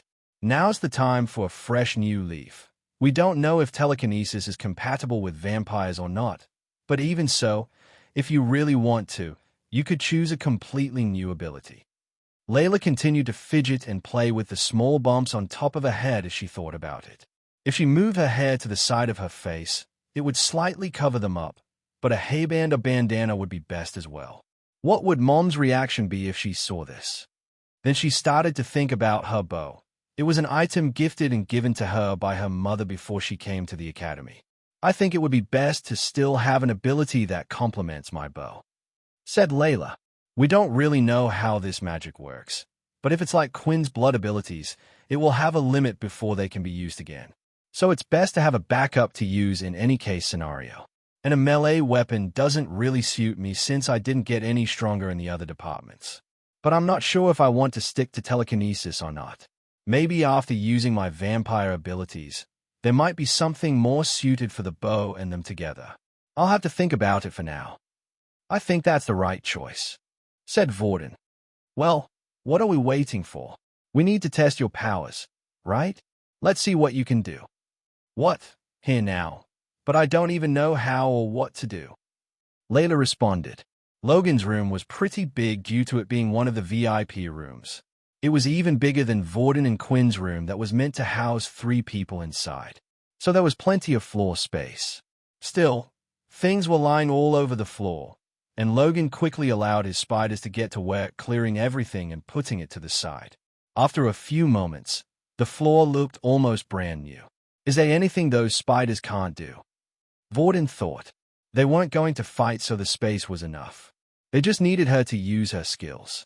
Layla stood in the middle of the room, and the target of choice for her abilities would be Quinn. This was because he had a healing factor that they could rely on, and technically had the strongest body there. He also felt like it was only right to volunteer himself for something like this, being the person who changed her. So what do I do? Layla asked. I guess I can explain what I do when I use my blood abilities, Quinn suggested. You should feel this strange energy in your body swirling around. Try grabbing onto it. Then when you release that energy, you have a clear image inside your head of what you think the skill will look like. It's quite similar to how we learn our usual skills from skill books, only you don't have any reference to go on. This kind of just works for me, Quinn said. Logan, back on his computer, pretended to have taken and found more information about Hanya, when in reality, it was just what Quinn had already told him. He described the characteristics of the power they used and what the 2 skills might look like, giving out every bit of detail apart from what the ability did. That thing is extremely detailed to be up online, Vorden commented. Are you sure that vampires didn't write that article? Well, we won't know till we try, will we? I don't think it's accurate, but it allows us to start somewhere. Logan replied, unless you have any better ideas. Layla closed her eyes, and nearly instantly, she could feel the strange energy that Quinn was talking about. Maybe it was because she no longer had her ability, and there weren't many other changes to her body apart from this one, but she was able to pick it out straight away. However, as she thought and grabbed onto this energy more, memories started to appear in her head. Memories of her mother, memories of her time at Pew, and memories of her dear friend Erin. Without realizing it, her face looked sad on the outside, and tears were flowing down them, dropping onto the floor. She tried her best to ignore them and started to picture one of the skills, spiritual chain. The others could see Layla's face full of tears and wondered what was happening, but because her eyes were still closed, they didn't want to bother her. Then suddenly, "Spiritual chain," she said as she opened up her eyes. A thick black ball the size of a basketball came shooting out of her hands. It almost looked like a fireball, only black in color. On her very first try, the attack was a success. The spiritual chain had been cast, and the bulk fireball came hurling towards Quinn. The speed was fast as well, like a cannonball. Quinn braced himself, but he didn't move and allowed it to hit his body. As soon as it made an impact across his stomach, the ball split up, and chains made of fire started to wrap around him. Not just one, but several, around his body, around his arms, and they all then attached themselves to the floor. Everything happened in almost an instant as soon as the ball hit. While a part of the chains were wrapped around Quinn, the other ends were in a circle shape attached to the floor. Quinn tried to use half of his strength at first to move. He thought it would be enough and didn't want to upset Layla if it was weak. But it seemed impossible for him to move. He then tried using his full strength, and this time he could move slightly, but the chains still seemed to hold. A few seconds later, and they had disappeared entirely, and he could now move again. "Well," Layla said with an excited look on her face. She was happy with her success and how with relative ease she was able to perform the skill on her first try. "It's strong," Quinn replied. "Really strong. I used my full strength, and I still couldn't break free." The boys were surprised as well at what Quinn had said. He didn't have his gauntlets on, but his regular strength was still plenty strong. "It's a shame about the duration. It seemed to only last a second and a half," Vorden said. "But still, in a fight between life and death, that's all it can take sometimes." "Yes," Logan replied. "But remember, the text also said that it would depend on one's mental state at the time, as well as the user's mental state." Logan started to think about the tears he had seen before she had performed the skill. Perhaps this had something to do with its power, but decided to remain silent for now. Layla had a huge grin on her face, and suddenly she was pleased. Her first skill was this powerful, and she didn't even have an ability yet. She could definitely be helpful to the others now, and there was room to grow even stronger. "Come on," she said in a cheery voice. "Let's try the next one." She quickly wiped away the tears from her face and tried to visualize the same thing again. She closed her eyes, but oddly enough, something was wrong. The energy from before that she could feel was no longer there. "Is that all the magical ability I have? Only enough for one skill?" After standing around for a while, the others realized something must have been up as well. "I don't understand," she said. "I did the same thing as last time." Looking at Layla, Vorden seemed to have figured out the one difference compared to before to know. "Correct me if I'm wrong, but Layla, are you happy right now?" Vorden asked. At first, Layla didn't understand. So what if she was happy? Shouldn't she be? But then she soon released from reading the text. Her powers were affected by how she was feeling at the time, and positive emotions weren't a part of the description. "What is this crap? So are they saying I can only use my powers if I'm upset?" She shouted. "That's it, Layla." Vorden cheered. "Come on, keep getting angry." Quinn said something to her. "I don't think this is a good idea," Quinn replied, stepping back. "Maybe her horns will start to grow bigger or something." "Quinn," she mumbled with both her hands and fists by her side and her head down. "That really hurt," she whispered, and instead of trying to use her ability again, she quickly stormed out of the room. The three boys just continued to look at each other stunned, until Logan finally broke the silence. "Well, I thought what Quinn said was a good one if I do say so myself. Nothing we can do now. We will just have to let her calm down. It's not like she's going to eat someone or suck their blood," Logan said as he pulled the drawer open and grabbed a few things from it. "Sandwich, anyone?" In anger and sadness, and a mind filled with emotions, Layla continued to walk down the stairs and headed straight back for her room. She knew what the others were trying to do, but it hurt her a little bit too much. "Why am I getting so upset? I know they were just trying to help. They didn't mean all that stuff, right?" It seemed like what the text about Hanya said was right. She would be more emotional than before, sensitive. If she wanted to learn how to use her powers properly, She would have to learn how to harness and control these emotions, but she couldn't do it instantly. She quickly adjusted her hair to make sure it covered up her small little bumps and continued on. As she stood outside the door, a sweet smell seemed to be coming from inside. Is CIA cooking something? Layla thought. She opened the door, and it looked like her guess was completely wrong. CIA wasn't cooking anything and instead was still wrapped in her quilt sulking. Has she been crying for the whole day? However, Layla soon realized what the sweet smell was, for in her vision around the room, she could see it. A heavy black mist seemed to be covering the room, and it was the same type of energy that she felt inside her. She tried reaching for it, grabbing it, and it looked as if the mist moved and went inside of her own body. Suddenly, she felt a surge in power inside her cells. She could feel something overcome her. Although it felt powerful, at the same time, she felt sad, as if these negative feelings from the room were now inside of her. Layla, you're finally back. Yes, Layla replied as she couldn't hide her smile. I'm back, but I'm a bit hungry. Asterisk asterisk. In an unknown place, underground, where it was pitch black and not a single speck of light could be seen, the sounds of growls could be heard, monstrous roars and clashing, banging of all sorts as they rattled their cells. Thankfully, these creatures had been locked away, pinned behind special black bars, trapped with no way out. To get to such a dark place, one would have to walk hundreds of meters down a spiral staircase and then finally down the many hallways. Walking down one hallway, Silver could hear it all. It was a place she hated to visit, and she never wanted to come back here again. But she needed to. She continued to walk until eventually she stopped just outside one of the rooms. Behind bars, a dark figure could be seen. Tell me, why did you do it? Why did you do it, brother? On a particular planet, when one would look up at the sky, they would discover the fact that there were 3 moons. 2 of the moons shined brightly, allowing a light glow on the surface. While one of the moons had an important role, it created a permanent eclipse blocking out the sun. While the other 2 were naturally made, this one was not. Set up to perfectly move along and shift with the planet's slow rotation to make it so it would always remain in the dark, but still would provide enough heat for survival. This was the planet that the vampires had chosen to call home.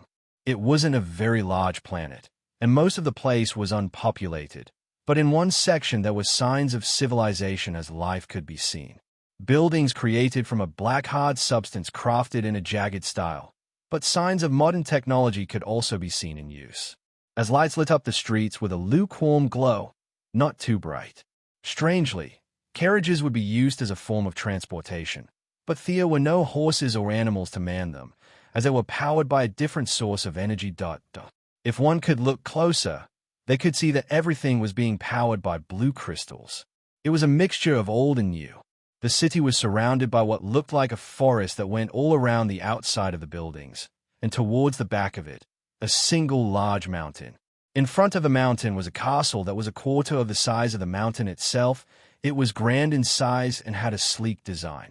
Unlike the other buildings, this one was also made of the black material, but had been carefully carved out, creating a perfect castle. Going around the large central castle, either side were 14 smaller castles. They equally looked impressive, each bearing their own crest on a giant cloth at the front. However, 2 of these castles looked a little run down compared to the rest and displayed no such crest. There was also no lights or fires lit, showing no sign of inhabitants in the buildings. One of the castle's family crests displayed a ring with 6 strings attached to it, pulling it from above. This was the Sanguini's family's castle. Inside on the bottom floor in their private training hall, a portal had suddenly appeared floating in the center of the room. 2 guards dressed in black clothing with a gold trim going around it stood outside. They too on Thea's shoulders bore the crest. They turned their heads looking into the room when noises could be heard from behind. A return portal has been activated, one of them said. Go inform the Lord of the Night's Return. With that, one of them took off down the hallway. First to go arrive through the portal was Peter, although he didn't look like his usual self as he was disguised as Quinn. Both of his hands remained tied behind his back, but he was compliant. The one who followed after him was Fex and eventually Silver. The remaining guard immediately entered the room and got down on one knee in front of Silver. "We welcome your return, young master and Knight Silver. No need to be polite to him," Silver said. "Remember, he is to be punished." "Sorry, a habit, miss." To remind everyone that Fex was indeed a criminal, she used her own red string, mixed with her blood abilities, and wrapped up Fex's arms behind him as well. "Go inform the Lord that we will be meeting him in the main room," Silver commanded. "As you wish," the man said as he lifted himself up and bowed down to Silver before rushing off again. "Gosh, do they always have to be that uptight and formal? Am I right, sis?" Fex said in an upbeat tone. "Shut it, you," Silver replied. "Do you know how much trouble you could have been in? The other families and King are unaware of this situation. We managed to keep it under wraps." "I knew you would," Fex interrupted. Silver immediately glared at him back and decided to use even more string, wrapping it around his mouth, so he could no longer interrupt her. "Much better," she said. "Because of this, the punishment you will receive will be dealt with within the family. There is no need for the council to make a decision. Furthermore, we can use this illegal creator to pin the blame on one of the other families. Your father will be pleased and will lighten your punishment." Fex noticed that Silver had made the extra effort to call him your father. She never did call him father herself and always referred to him as the leader or lord. "I'm glad you brought me the right person," she continued. "The truth was I had already found out who had created the illegal later on. If you were to bring me someone else, I wouldn't know what to do." Fex was glad he knew his sister well. He knew she wouldn't have just stopped to look for the creator after finding out there was an illegal. This was why part of his plan was to make Peter look like Quinn, just in case, and it seems like he was right. However, she was too trusting at times, as well. Her checks would only go so far, and she wouldn't dream to think Fex would break the rules and lie to her. She had this naive thought that others upheld the rules as much as she did.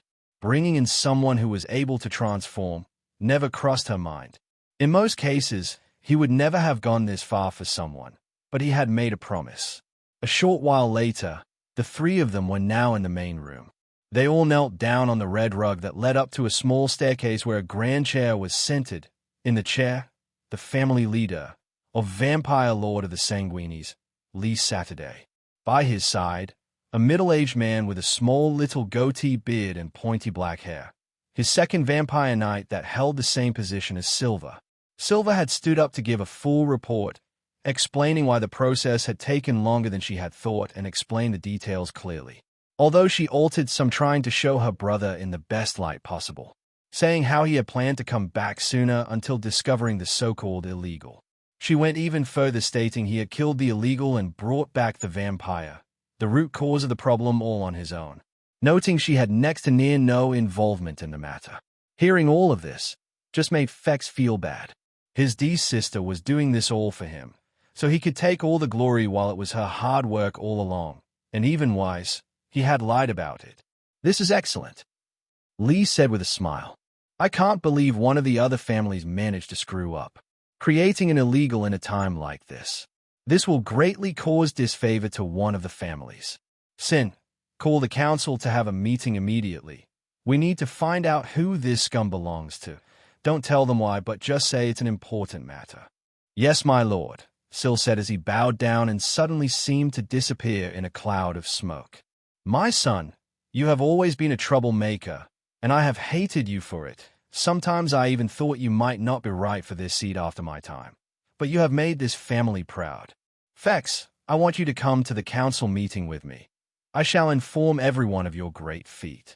Although his father sounded joyful and happy for this matter, this was making Fex extremely anxious.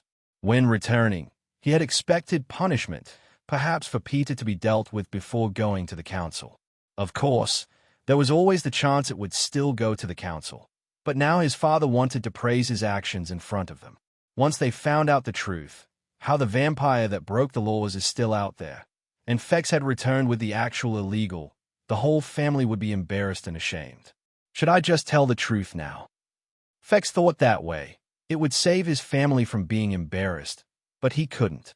If he was to reveal the information now, there was a chance that only his family would continue to keep this under wraps and send out vampires immediately. If the whole council was to find out, then it would at least buy Quinn more time. The council had always been cautious when making decisions involving the human world. Am I not to be punished for my actions? I went to the human world without permission. Fex tried to plead. Nonsense. We can say I sent you there after our team discovered something suspicious, Lee said. But, Silver, who was kneeling beside Fex, tugged on his sleeve. Just take it, brother. I suspected this might happen.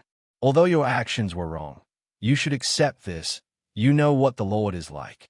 She whispered. Just then, a smoke of mist reappeared, and by Lee's side, Sin had returned. The council has agreed to your meeting, as you wished, my lord. Excellent, Lee said with a smile, while Fex continued to look down on the ground, hiding the horror showing on his face. When a meeting between the vampire council members would be called, all of the 13 leaders from Thea castles would have to go and travel to the main castle. The main castle was where the current vampire king or queen resided. Inside, near the top floor, but not quite at the very top, was a meeting room. Once a month, the leaders would meet up to discuss current matters or affairs. Outside of the regular meetings, an emergency meeting could be called as well. Only if there was something that needed to be reported to everyone would they meet up. On this very day, a meeting had been called. This was the second emergency meeting that had been called within such a short time frame, and the tensions were high. Inside the room, there were 13 chairs equal in size spread across the table. Behind each seat a flame which burnt bright and strong. Currently, all of the chairs were filled with Thea leaders and one of their vampire knights by Thea's side. All of them apart from one. The 10th seat. Most of the room was dominated by men. Most looked old while a couple looked young, but it was impossible to tell the real age of any. 2 of the seats were filled with female leaders as well. Besides these 13 chairs at either end of the table, Thea were 2 larger chairs. One chair slightly bigger than the other. At this moment, both of these chairs were empty as well. Sitting at the first chair near the top of the table was the first leader, an older gentleman than the rest. Vampires at the Lord level often had great control over Thea bodies. They could choose when to slow down Thea aging process. Most at the table had chosen to keep Thea appearance of that of slightly older middle-aged men. Yet for some reason, the first leader preferred an aged look. He was bald up top, but his facial hair was heavy around his face going down to his collarbone, all white in clour. Other than this, his forehead that seemed to always be in a prominent V-shape were his most distinctive features. On top of this, the old man would never seem to leave without his trendy black slim walking stick by his side. However, he never used the walking stick to walk, but kept it by his side as if his life depended on it. When the king wasn't present, it was his duty to be in charge. He still only had equal power as the rest of the 13, but in order for things to proceed more smoothly, the first leader was placed with this position.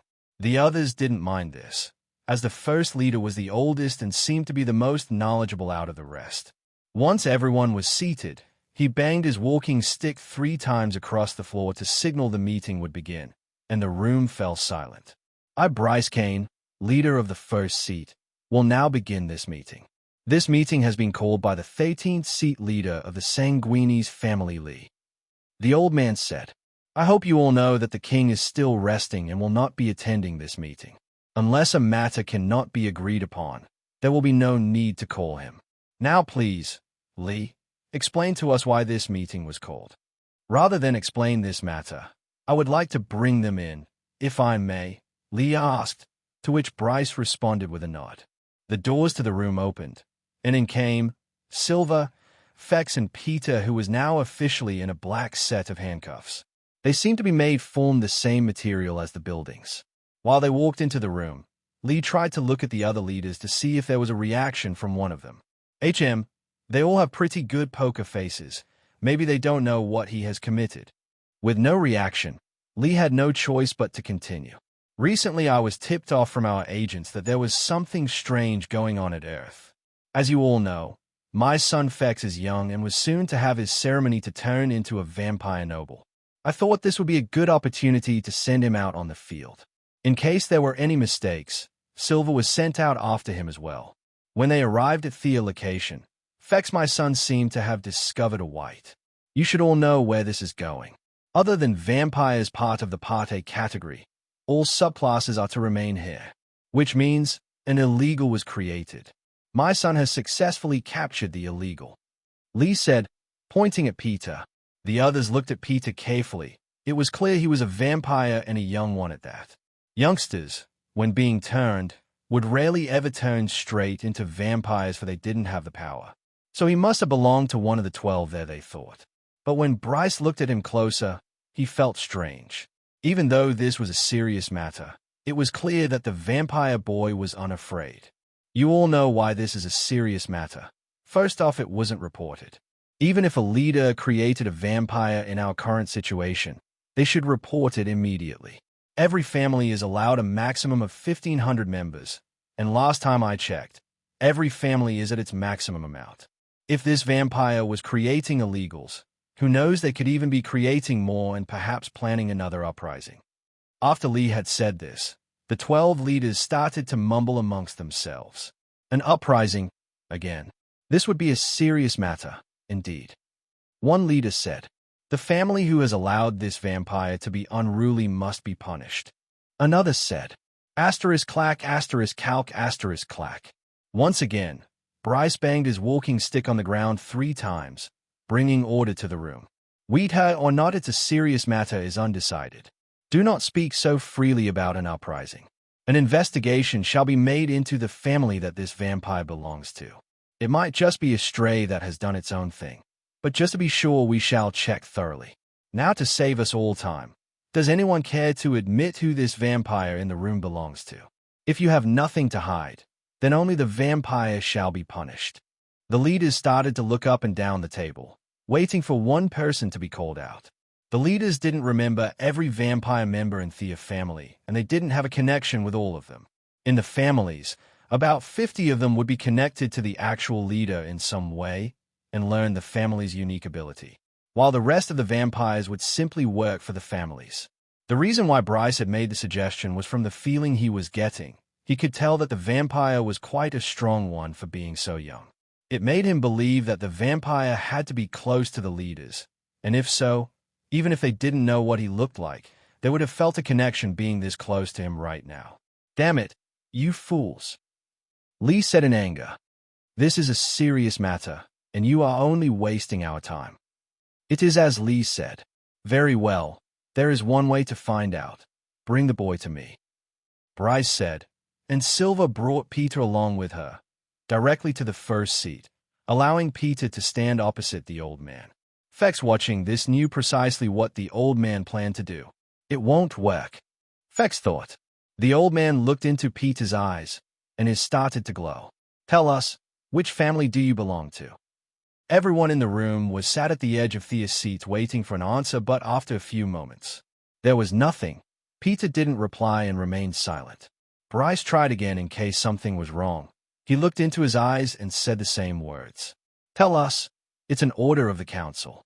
Which family do you belong to?" He shouted, getting frustrated, but Peter didn't flinch nor did he reply. "But how is this possible?" one of the leaders said. Mumbling between them, all began and started again, and the only one in the room who knew the answer was Fex.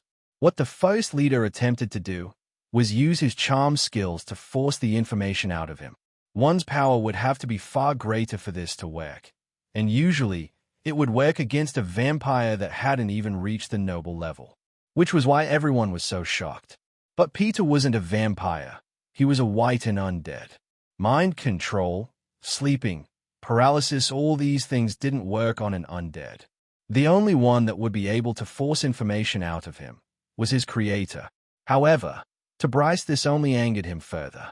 There were a few methods to block this mind control from working, and only another leader would know such a method. In his mind, it was clear that someone was trying to hide this information, and to do this and go this far, they would have had a direct connection with the family. "Fine. Everyone, we shall gather downstairs in one of the training halls. If I can't force the information out of you, then we shall beat it out of you. I'm warning you now. When I find out who this vampire belongs to, they shall be in serious trouble." The council members had done as the first leader asked. They had moved from the meeting room down to one of the training rooms below. When they had entered, A lesson was currently taking place. The hall was enormous but plain inside. There was no equipment apart from the wooden flooring, and the only thing that could be seen was a group of teenage students receiving instructions from a teacher up front. All the students seemed to be dressed in the same type of clothing, black standard uniform with red trim around the rim of the design, while the teacher wore what looked like an overly large overcoat. He too had a different color trim around his clothes and also the same crest as the first leader wore. As the leaders entered the room, the teacher who was taking the lesson, eyes widened. He couldn't believe what he was seeing. Students quickly bowed down to the leaders. He said urgently. The group of around 50 or so students immediately turned and bowed down when all the leaders entered. It was rare to see all the leaders together unless they were to meet the king, or a meeting was about to take place. He was unaware of such a thing happening. Oh, that's right. I forgot about the current tour being organized in the main castle, Bryce said to himself. I hope you don't mind, Phil. Not at all, Phil, the teacher said. It's an honor to even be in your presence. In chorus, all the students repeated what the teacher had said, keeping the exact phrase at the same time. It is an honor to be in your presence. When Peter entered the room with Fex and Silver, he was surprised to see how similar it seemed to the military academy. The only difference was it appeared like they had more respect for the leaders, and everything was a lot more organized. Rather than them being compliant and obedient through fear, Peter could tell even just by looking at the vampires that they were obedient through respect. All students were now sitting on one side of the room. Their teacher was in the front row, while the leaders were all lined up at the other side. The students were nervous just by looking at the leaders. Some were already part of a family, due to their close connections, while others, although they might be under the same banner, wanted to prove their worth in order to get a higher position in the family. The vampires who weren't directly linked to a family were referred to as the pool. Once a year, vampires would be able to move between families that they were currently registered in, and the students would be able to select which families they wanted to join, similar to how seasons worked in sports. Of course, spaces were limited to each family, as there were only a total of 1,500 spaces per family. On a year-to-year basis, this number would increase, based on a few factors, such as whether or not the city could handle an increase of vampires that year. If so, then the allocation number would increase. But that time had already passed, and all the current vampires had been registered, setting the number at 1,500 per family. Out of this number, 50 of those in the family would have a direct connection with the leader in some way. An additional 100 of those would know the family's ability, while the rest would just be simple soldiers in the pool. For those that knew or were to learn the family's ability, they would bear the family's crest on their uniform. All of this meant there weren't many students who attended school in the first place, but the vampires always focused on quality rather than quantity. Bryce stood in the center of the training hall with a stick in his hand while Peter was still chained up by his side. This is your last chance to fess up. When Bryce said this, he was talking to the leaders, but Fex felt as if the words were being directed at him. Fine, Phil. Select your best student out of this bunch, Bryce said. That would be Xander, my lord. Phil shouted in confidence.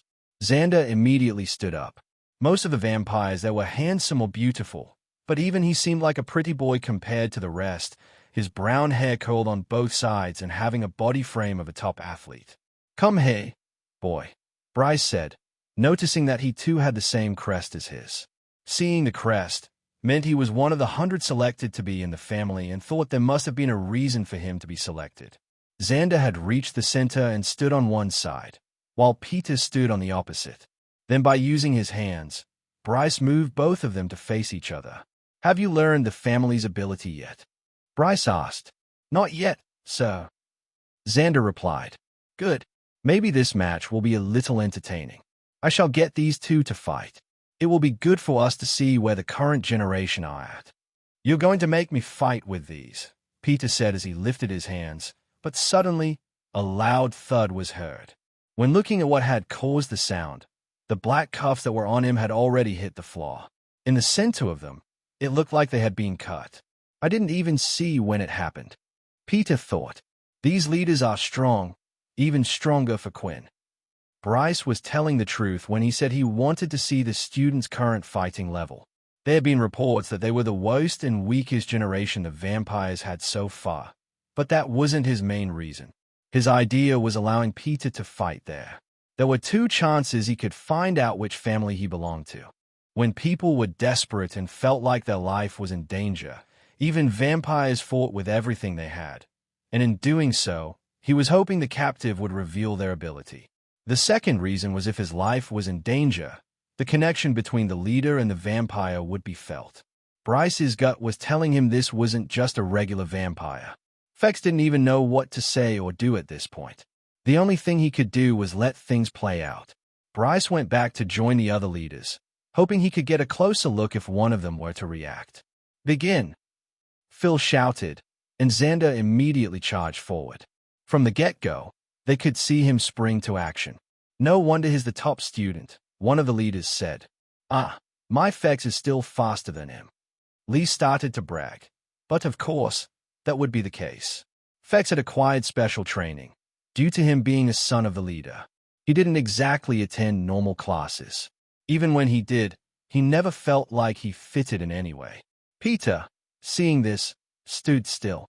The others thought Xander was simply moving too fast for him to react, but that wasn't the case at all. As Xander approached him, using all of his strength, he threw his fist right into Peter's face. The blow was hard and blood splattered from his mouth across the floor. However, his body hadn't moved a single step from the powerful blow. As Peter turned his head back to look at Xander, he started to place his hand on his jaw that seemed to be shattered but was already healing. "Well, that hurt a bit," Peter said. This was an unusual feeling for him, but this was because he still had the blood of Quinn running through his body, powering him, causing him to feel alive. Xander was slightly stunned. A blow like that would have knocked most people out, or at least sent them back a few feet. Still, he regained his composure and started to punch away at Peter's stomach. The speed was amazing, and punch after punch was being delivered. The power was so strong that Peter had been lifted off his feet, but the punches continued, not allowing him to fall to the floor. They carried on, moving him slightly back towards the edge of the room. "I thought you said we were meant to watch a show of skill, not a beating," one leader shouted out. "I thought the kid had something in him. His eyes said he was different," another replied. "Oh no, the blood." Fex panicked. The more Peter was getting hit, the more of Quinn's blood was being spilt. The aura and smell surrounding Peter would soon weaken to the point where they would find out who he really was. But Fex wasn't the only one who could tell what was happening. Peter too. The blood flowing through him was not only being spilt, but was also being used to heal his wounds. He felt the power draining from his body fast. Another punch was delivered to his body, and his back was now up against the wall. "You're done," Xander said, throwing out both of his fists at the same time with more power than before. Bryce carefully looked around to try to look and see if any of the leaders had any type of reaction, but there was none. When he turned his head back around again, he was surprised to see the fight wasn't over. "I am not your punching bag," Peter said as he balled his fists. Using all of his strength, he gripped as hard as he could, shattering both of Xander's fists. Pulling him forward and using that moment, he gave a thick boot to his face. A few seconds later, Xander fell to the floor. As soon as Xander's body had hit the floor, Phil, the teacher, stood up from the floor and placed both of his hands over his head. The two kids looked around the same age, and Phil was overly confident that his students would succeed. Yet, somehow, this unknown kid had the strength to overpower his best student with just 2 moves. Usually, a fight between any student vampires would be close, even with a skill gap. But this fight was different. It was as if they were watching completely different classes of vampires going against each other. Only a vampire Nobel would be able to do such a thing. "Well, maybe this will be interesting, after all," a female leader said with a smile. She quickly licked her lips as if Peter was looking like a delicious piece of meat. However, a few moments later, Xander had stood up from the floor and took another fighting stance. His face was covered in blood that had been gushing from his nose and was now all over his school uniform. "Yes, Xander, stop messing around and kick him. Bite him, do whatever you can." Phil screamed as he was starting to get overly excited. If his top student lost here, perhaps his family position as a teacher would be jeopardized. Peter, on the other hand, had found a new will to fight. The more blood he would lose, the quicker he would be discovered. As he got injured too much as well, it was harder for him to control his MC cells, which would eventually lead to his transformation giving in. He would do anything to last a second longer. After seeing how strong just one of the leaders were, Peter wanted to do anything, any minute or second to delay them from going after him. Xander, this time moved in again, not as fast as before due to him being cautious now. Rather than throwing out his punches in rapid succession, he was carefully placed each one directly. But Peter, for the first time in a long time, was using his hands, legs, and speed to block and avoid each one of the strikes. Usually, Peter's fighting style was not to care if he got hurt, for his body would heal after, but this was different. His toying with the poor kid. Alita said. "You're right," Bryce replied. "The other person can't even touch him, but there's no doubt about it. He's a vampire though, and not a noble one. If one is this strong, he is to be deeply connected to a family. We need someone to push him to the end. Come on, hit me." Xander shouted, getting frustrated that none of his attacks seemed to be working. He now went into desperation mode and started to use some of his blood skills. He performed blood swipes, but if one couldn't hit someone with their fist, it would equally be useless to try to use the blood abilities unless they had a skill that slowed Peter down. Other than that, there seemed to be no way for Xander to win this fight. Peter, however, had decided that he would not strike back, his reason, delaying the fight. After a while, the others noticed this too, and eventually, *clack*. "Enough, this match is over," Bryce said. "No one can learn anything from this fight anymore." While Xander went back to tend to his injuries, Bryce was thinking about what to do. Of course, he could beat the kid himself, but that would be too simple. "Bryce," Lee interrupted, "may I suggest if you could let my son be the one to face him? I believe we will all be able to learn something then. And after all, he was the one who brought him in. This would be a great way for the 13th family to show their strength and have a one-up on the first family." However, Bryce couldn't turn down such a reasonable and sensible request in front of the other leaders. "That does make sense. Fine, I agree. Go ahead, young boy." Even though Fex had been called to the stage, he didn't move from his spot. His father was constantly calling out his name, but his mind was deep in thought. He was trying his best to come up with a solution to get out of this, until his sister gave him a small slap on the back of the head from behind. As he went to turn around to complain, he could hear his name being called out by his father. "Fex, what's the matter with you?" said Lee. "Go up onto the stage and fight the boy. Everyone is waiting." "Who? Me? Fight him?" Fex said, having not heard what the others were talking about before. "Get up there now," Lee shouted, and in an instant, Fex was walking to the center. What do I do? What do I do? Should I fight at full strength? The others will know if I try to pull anything, and sooner or later, Peter will be found out anyway. Right. There was no more time to think, as the two were now standing opposite each other. With sweat running down his face, Phil shouted, "Begin." This time, the first one to react was Peter. He charged in and threw a punch. On reflex, Fex reacted, moving to the side. Peter's body was now wide open for the perfect punch, but Fex didn't take it and instead jumped back. "Seems like your boy is a little scaredy-cat," the leaders said, trying to anger Lee. "Just you watch," Lee said, charging in again. Peter threw another punch, swinging wide and missing. There was another perfect opportunity for Fex, and knowing the others were watching, he decided to attack. I have to use my full power. Otherwise, the others will know." The punch landed directly on Peter's ribcage, but instead of a face full of pain, a smile appeared on Peter's face as he fell to the floor. "I have to. I'm sorry, Peter," Fex said as he charged in again. *clack. "Enough!" Bryce shouted. Immediately, Fex stopped, confused. What was happening? Why had they stopped the fight? But all of the leaders, even his father and sister, looked horrified.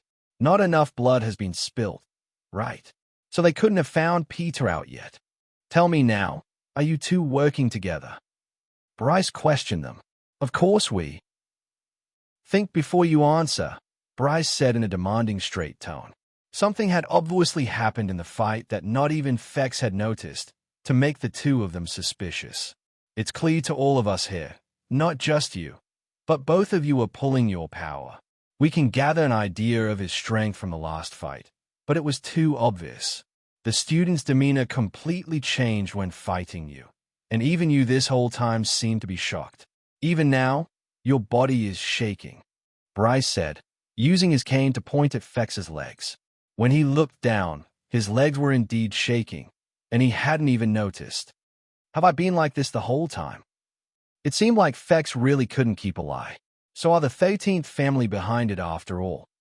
But then why would they call the meeting?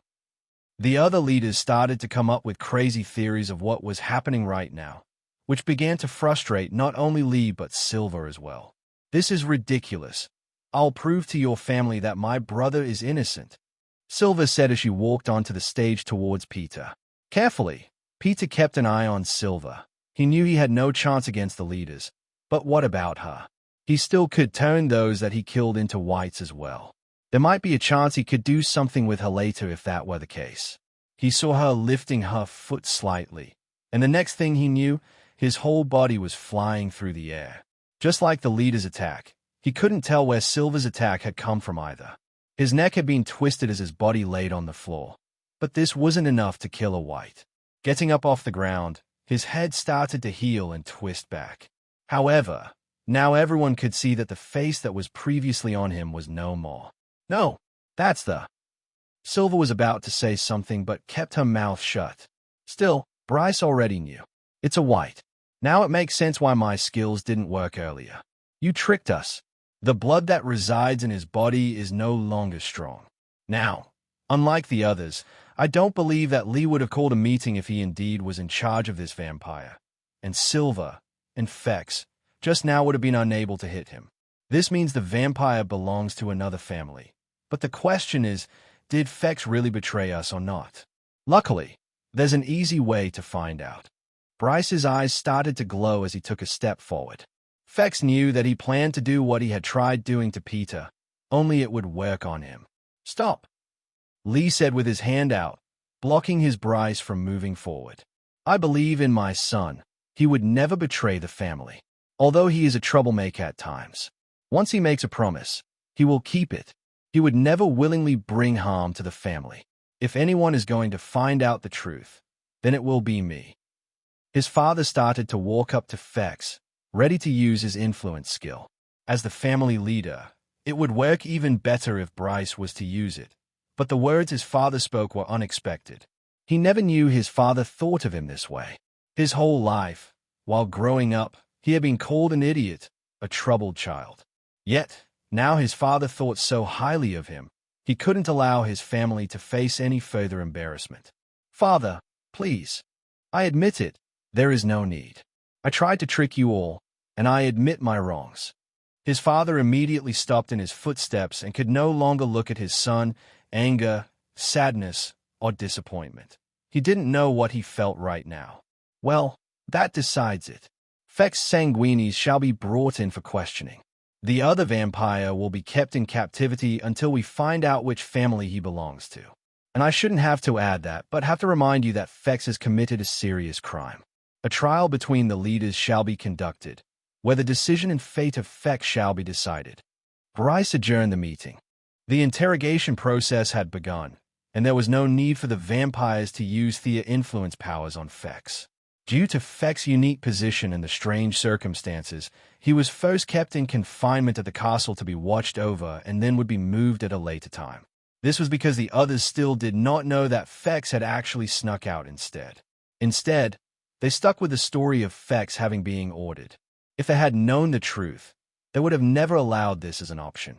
While in confinement, there were several guards, not just of the Sanguinis family, but also of the other families. They would stay just outside of his room at all times, making sure he didn't escape. He had come clean about what he had done, and Silver was there to confirm and fill in the details. The method he had used to trick her and the others, and even Silver got a small scolding from her father for not thoroughly checking.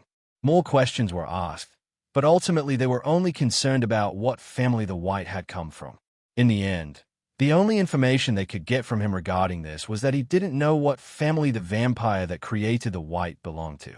Inside the first room, inside his own castle, was the leader Bryce and the second leader Harold. Their rooms had a Victorian decor to them, and on the back wall up against the bed was the family crest. Several paintings were also displayed on the wall of the previous leaders. The two of them were sat opposite each other on a sofa. When looking at them, the second leader, Harold, although sitting towered in size compared to the first. He was a tall man. He was far taller than any of the other vampires, but he was also incredibly thin. His appearance would often remind people of a stick insect or large tree. He had entered the first room to deliver all the information that had been gathered from Fex. What do you think? The reports say they used the influence skill to get these answers from him, but I don't believe them. Other reports also state that Lee hasn't even been to see his son since they found out. Harold explained. Bryce continually tapped his cane on top of his bald head as he thought until he stopped to give his answer. I think the boy is telling the truth, and the way they are acting confirms that the family had no involvement in the boy's actions. They could be acting, but we have all known Lee for the longest time. He works on pure emotion, and he would never think past being caught. The problem is the White. Its power depends on its creator power, and if they used the blood of the creator, we all were it in that room. For a vampire, he must be strong. When Silver went to kick the White, I looked carefully to see if anyone flinched to try to protect it, but no one did. Of course, it could be something as simple as that the vampire isn't closely connected to the families at all. But I find it hard to believe that one so strong slipped through everyone's fingers during the pull process. What if the vampire wasn't from here? What do you mean? Like an oath agent, we have them all accounted for, and you know they belong to a mix of families. I doubt that if they did know, they all would have kept their mouths shut. Harold replied. Exactly. Do you remember the 10th seat? The fire has been lit, and maybe whoever he passed his powers on to is trying to regrow their powers again. If so, we need to plan our next move carefully. After a few days of confinement, they had eventually made the decision that Fex should be treated like every other criminal that would be in the same situation. He should be placed in the underground dungeon, behind bars with Peter, until his trial was to take place. They explained that they had given special treatment, out of respect for Lee. However, Lee didn't try to object and allowed the decision to move forward. In the underground cellar, not a single person had gone to meet Fex so far. That was until his dear sister had arrived. Why did you do it? Why did you do it, brother? Silver eventually managed to say, but it was hard for her to get the words out. Sis, Fex said as he walked towards the bars and looked at his sister's face. Usually, she carried an expressionless look, a look of iron while walking around the castle. But this face he was seeing now, he had only seen a few times when they were younger. Please don't be sad, sis. I'm an idiot, you know I am. I never followed the rules, and this time I just went one too far. Lies, Silver said as she banged her hand against the black bars. You would never hurt the family. You were meant to be the next leader. It was a role that never suited me in the first place. It always suited you, but our family states our leader can never be a woman. I mean, what a load of crap is that? If I was to become the leader, the first thing I would do is get rid of that rule. He realized he was starting to trail off. It was always his way of dealing with things, never confronting the situation at hand. He could see that she was clearly hurt and she deserved to know the reason why. He was done joking around. Did father ask you to come here? Fex asked. No, he hasn't said a word about you to anyone. The only reason I was able to come to see you right now is that the council have a trial where a decision will be made. Fex went back to sit on his bed. He couldn't look at his sister's face any longer, and it was only crushing him more as he looked at her. He then started to think back why he even did everything he had done in the first place. I made a promise to him. At first, when I discovered he was a vampire, I I really was going to turn him into you guys when you came to get me. But during the time we were together, he treated me differently. Perhaps differently is not the right word. Even at school here, everyone knew me as the heir to the 13th seat. I got better treatment than everyone else during school. I scored higher on the exams. Sound great, right? But in reality, it was a really lonely life. I had no friends, our father was always busy, and I only had you to annoy. The only thing that got me through school at the time was our grandfather's stories about the earth.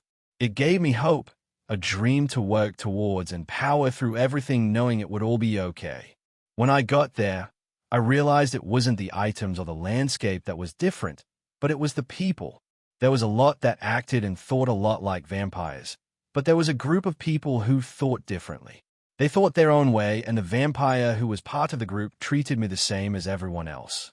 He saved my life, and in more ways than one. After that, we became blood brothers.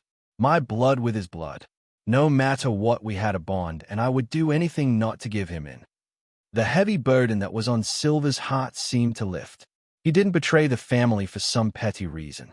He had made a deep promise, and his principles made him keep to that. She understood now and didn't hate him for his decision. But being blood brothers was a serious thing to promise. Even if one wasn't part of the family, it meant they would treat them like family.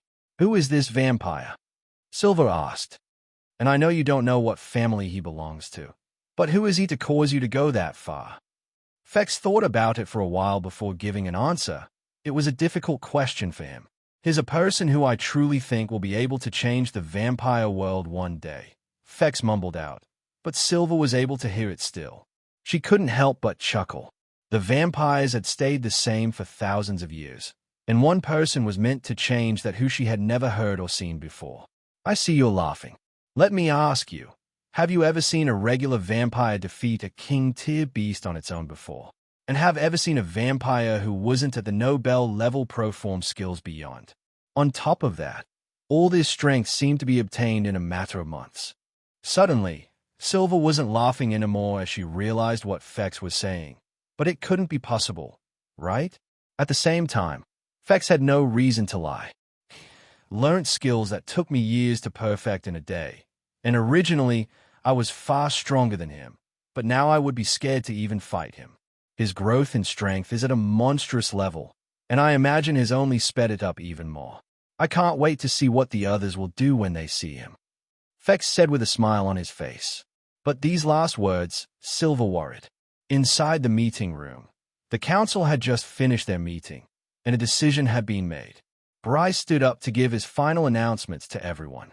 So it's decided, the white known as Peter shall be kept in the dungeon, until we find out which family he belongs to, since this is our only lead at the moment. As for Fex Sanguinis, he shall be punished for his crimes. We have found that his actions are of his own doing and has nothing to do with the relation of the 13th family.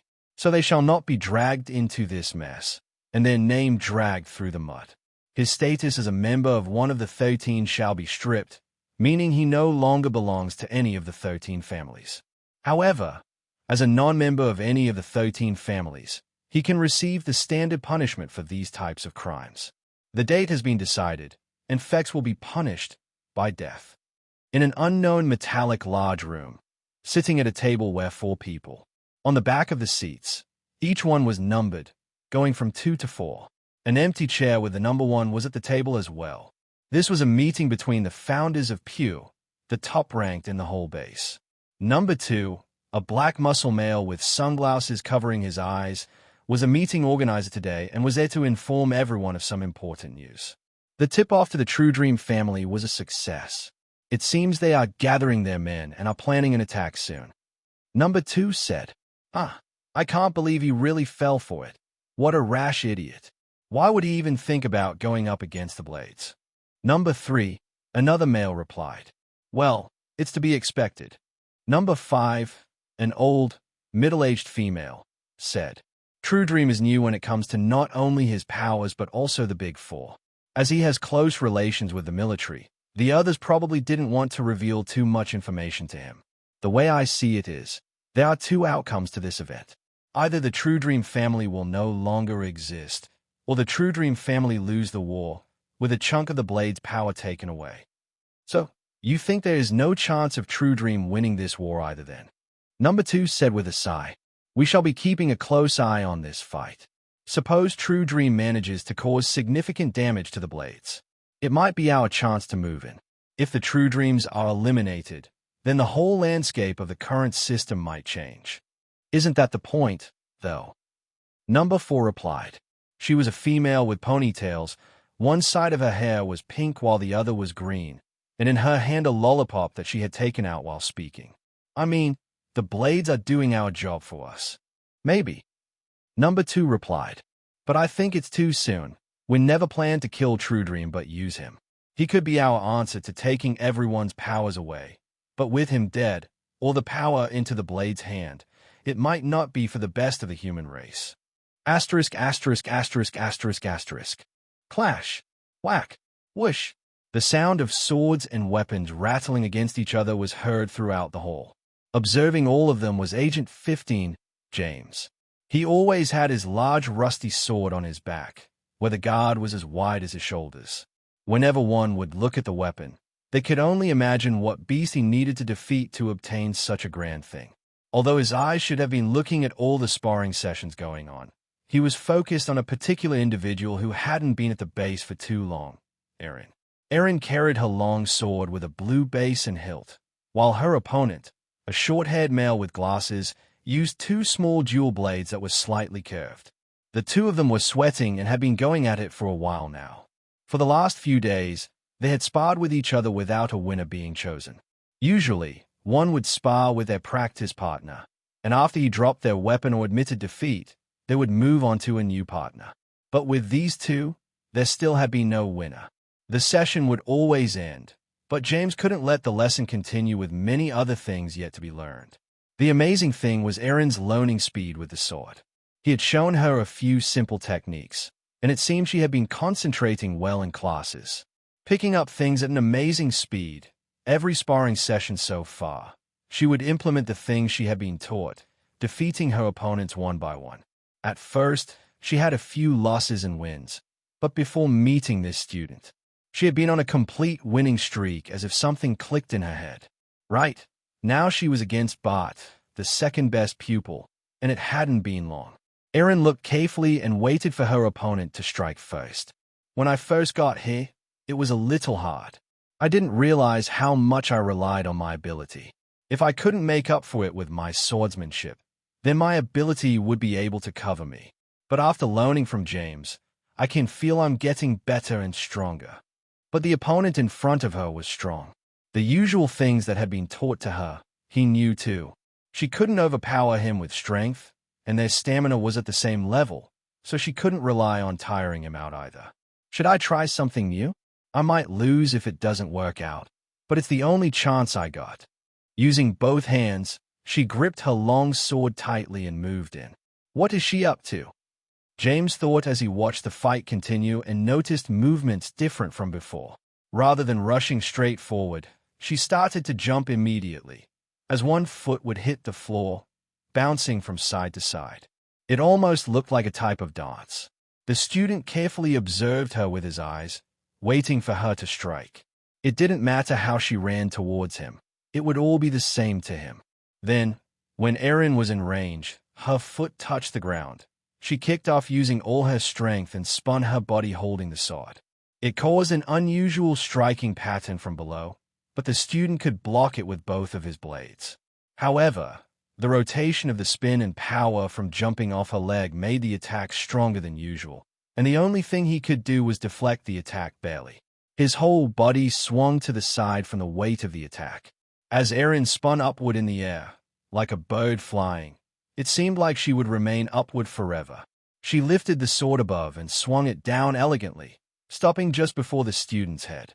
What was that? I didn't teach her that, James said. It looked like a type of dance. Taking her blade away from the student, she clicked her tongue and turned away in disappointment. Still not good enough, it still doesn't feel right. What Erin had just attempted to do was one of the swordsmanship moves that Fex had shown her while she was being used as a puppet. Every day, she continued to practice those motions, hoping to get the same feeling, but it never did happen. It was hard for her to try to replicate such smooth actions, having only experienced it once. "Excellent," James said as he started clapping. "You two come over here," he said, shouting across the room. Both, Bart with the glasses and Aaron, walked over to James off to the side while the rest of the students continued to practice. "I just witnessed what you both did and have been watching you both fight for the last few days. But don't be upset. You have remained my best student for the longest time, but there is still room for you to improve, and I think you learnt that today. While, Aaron, I never knew you had learned swordsmanship before coming here. You always seem to use the skills I taught so far. Do you have a teacher?" James asked. Aaron started to think back about what to say. At one point, she did have a teacher from her family, but that was a long time ago, and she didn't think he was referring to those skills. "It's a family secret, and I hope to keep it with me if that's okay." Aaron lied, hoping he wouldn't question her further after her reply. "Never mind, I was just curious," said James. "The reason why I have called you here is that I want to nominate you two for the agent's exam." "You mean, there's been an opening in the top 100? Bart said excitedly. "Yes, not just one but two. They have asked all the teachers to select their best two students, which is why I have called both of you here today." James explained, "This is a good opportunity for you both. If you are selected as a numbered agent, you will be able to leave the base. We will assign you a mission on one of the planets or even at one of the military bases. Prove your worth, and maybe one day, you will be in the same position as I am at." Aaron had learned quite a bit while staying at the base about the ranking system. The agents in the top 100 rarely dropped out of rank. They often switched positions between each other, but this was the first time they were looking for someone from the hundreds to become a numbered. "Does this mean two of the agents from the numbered were killed?" Aaron asked, looking at Aaron's face and her determined look. James thought she deserved to know the truth. She had earned it after how hard she had been working. "I'm not really meant to tell you this, but it's not really a secret either. But since it revolves around you, I think you should know. The truth is we don't really know what's happened to him, but one of them was Agent 100, Layla, the person who recommended you to us. She's no longer responding to our calls." Hearing this news was devastating to Aaron, and she was starting to fear the worst. "What happened to you, Layla?" It was early morning, and it was finally time for school to start up again. The students would be attending their final term and preparing for the exams ahead before enjoying their summer break. This meant the teachers no longer had much to do, and this included General Nathan, who was in charge of the first-year students. He was in a chirpy mood as he entered the office, with a hop in each step and whistling a tune. Usually, Mondays would be the worst for most people, but it was the start of something new for him. Although, their military base had failed at securing the first position and becoming winners of the base event. They had been praised for at least not coming in last.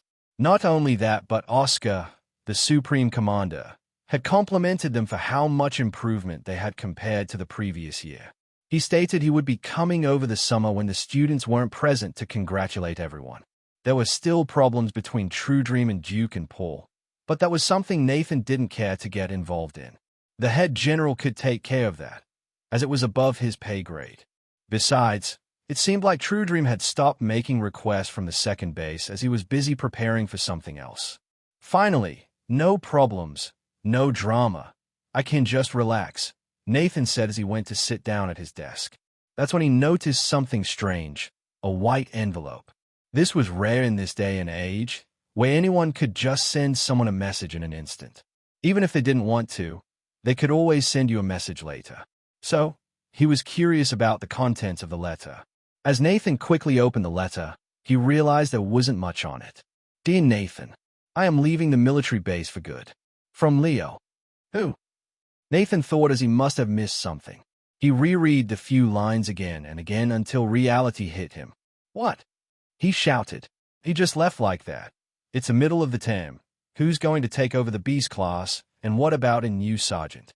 Nathan immediately sat down and started to press his 2 fingers on his forehead as he could feel a slight headache coming on. "Well, we did put that condition that he could leave whenever he wanted. But I thought he would have at least informed us. What about common courtesy?" However, he couldn't stay mad for long. Leo had helped him in many situations during his short stay here, and it was a person even he looked up to. You were a great man, Leo. Because of you, there were times when the Duke and the others chose to do something different. Wherever you are, I hope you are doing well, Nathan said with a smile, before quickly cursing at him for giving him more work on his relaxing day off. Asterisk, asterisk, asterisk, asterisk. On planet Lintarnia, it was a peaceful day just like any over. The long grass was healthy and green, and the blue river was flowing nicely next to the quiet shelter. After leaving the military base, Leo had gathered all of his things and had made his move here. I'm finally back, Leo said after coming through the portal. The portal used had dropped him in the center of the shelter, and all his belongings came through with him, were left at the side. Leaving them there, he set off. While walking through the shelter, people looked at Leo strangely, for they could tell he was blind due to his strange eyes. Yet, somehow, he was walking fine. The shelter didn't often get visitors, not ones that would stand out as much as Leo. So, they all paid quite a bit of attention to him. While walking through the shelter, heading for a particular destination, Leo started to think about the changes his body was experiencing. His ability was being restored to what it once was at an incredibly fast rate. He had done it once before, and the second time around was even easier.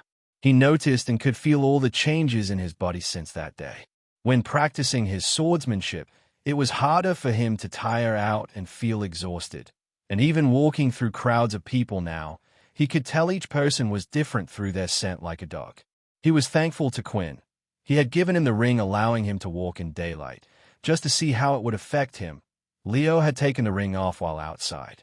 The effects were instant, and it hit like a bomb. It wasn't what he had expected at all. If it wasn't for the ring, he wouldn't have even dared walking out during the night. Being that weak with him being who he was, wasn't a good idea.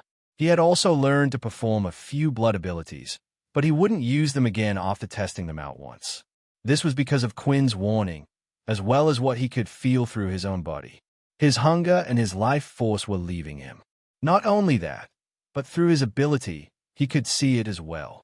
It hadn't been long, but he was experiencing small parts of hunger now and then, but it wasn't to the point where he needed to do something about it. Not yet anyway. This wasn't a huge worry. Obtaining blood may sound difficult at first, but with him being who he was, he didn't think it would be difficult, especially in a shelter with a population of 20 or so thousand people. While thinking about all these things, he had finally reached his destination. He stood outside what looked like a sizable style dojo. There were 2 giant red doors and a wall surrounding the whole place. It was sparkly clean, with a white finish, and there weren't many buildings around it at all, as if it was an abandoned place. They managed to rebuild it to my exact specifications as well. It looks nice. Opening the large 2 red giant doors, a man from inside the dojo came rushing out as soon as they heard it. Hey, get out of here. How many times do I have to tell you? The owner of this place wants no visitors. A young man started yelling while out in his shorts and sunglasses. It was clear he had been enjoying the large building to himself, as behind him just in front of the dojo building was a sunbed. However, as the young man got closer, he lifted his glasses, and he realized his grave mistake. Sir, you're back. When did you come back? Why didn't you inform me earlier? The young-looking man looked barely over the age of 20 and was flustered. I would have made sure to have everything ready for your liking. Don't worry about that, Leo said. For now, I just want to rest. How has the shelter been? Have the travelers got paid well? Were there any troubles within the shelter? While you were away, I did everything as you wished. The payments for the factions and travelers have been kept up, although there haven't been many attacks from beasts apart from 1 or 2 once in a while. And as you wished, the payments and donations to the shelter have been kept anonymous. The man replied. For the last couple of years, Leo had been funding the entire shelter himself with his own money. The beast crystals he had obtained, the money from the previous war, and all the money he received from teaching went to this shelter. This place was dear to him because it was the shelter that he and his master and all the other students used to stay at before the Dalki attack. When they came, they had destroyed everything, and no one survived. The government had given up on it, as it would have been more expensive to rebuild than build a new one altogether. This was when Leo stepped in. He rebuilt everything and invited those related to the ones that had died over to the shelter free of charge. Later, the shelter grew on its own, and it became like any of the others, with taxes and so on being paid. But they still needed protection, and as it wasn't one owned by the government or the Big Four, Leo decided to take up that role. There was one other reason for him doing all this as well. Any news on anyone suspicious entering the city? Leo asked. Unfortunately, none that matched your description. The young man replied. The other reason was in rebuilding the shelter, was because of his master. The two of them were last seen at the dojo, or at least the ruins of it. He was hoping that there was a chance he would one day come back. But still, it seemed like he hadn't returned. Although there wasn't a man of your description who had entered the shelter, there were reports of two individuals, a man with a large sword on his back, and a young girl. Do you know where they went? Leo asked. They traveled up the cliff top, not too far from here near the river. I'll go check it out, prepare my things, and bring them in when you can. I left them all by the teleporting station. I'll be staying here. I don't know for how long, but at least a little while. Yes, sir. Walking to the cliff top, Leo had a clue who the young man was talking about. A while ago, when the kids were in trouble, he had lent them a teleporter to use, and that teleporter led them to this place. However, he was unsure about the man. The kids hadn't told him their full plan, so perhaps one of them had connections to this man. Either way, with no clues about where his master was, he needed to start somewhere, even though the chances were slim. Maybe the two mysterious people weren't who he thought they were. Along the way, several flying-type intermediate beasts had come his way. Usually, they would be attacking anything on sight, and this included Leo, but this time they were staying away. Can they sense I've changed? He thought, but as long as they didn't attack him, there was no need to go hunting for beasts. Finally, he had reached the edge of the cliff top. Using his ability, he started to look around to see if there were any more clues, and eventually, he found something on the ground.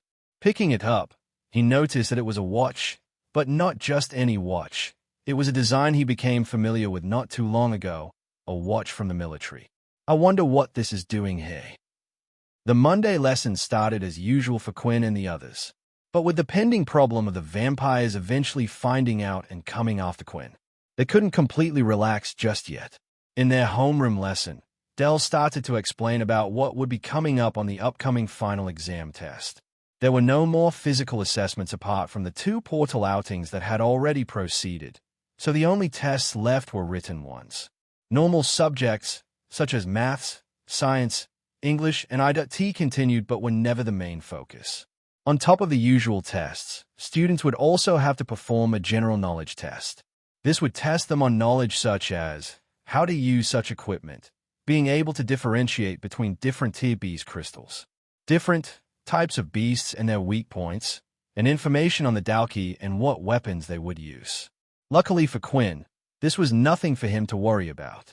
Not having an ability during his school life, the only thing he could do was study, so he was confident about getting a good grade. When thinking about the others in the group, he could only imagine they would do great as well. The only one he would have worried about was Fex, who was now no longer with them. I hope you're doing okay, Quinn thought. As the morning classes ended, it was time for them to go to their designated club class. Quinn started to head off to the weapons class and noticed that his homeroom teacher Dell was going in the same direction as him. Don't tell me. A horrid thought had crossed his mind, and he just hoped his gut feeling wasn't right this time. A few moments later, all right, everyone. Unfortunately, Leo has left the military base for good, Dell said, annoyed. He had suddenly been told in the morning that he was the one who now had to cover the beast weapons class. Due to Dell's ability of being able to reinforce and allow beast weapons to grow stronger, he had a lot of knowledge about beast weapons, so they thought he would be a good substitute. But to Dell, it was just more work he didn't want to do.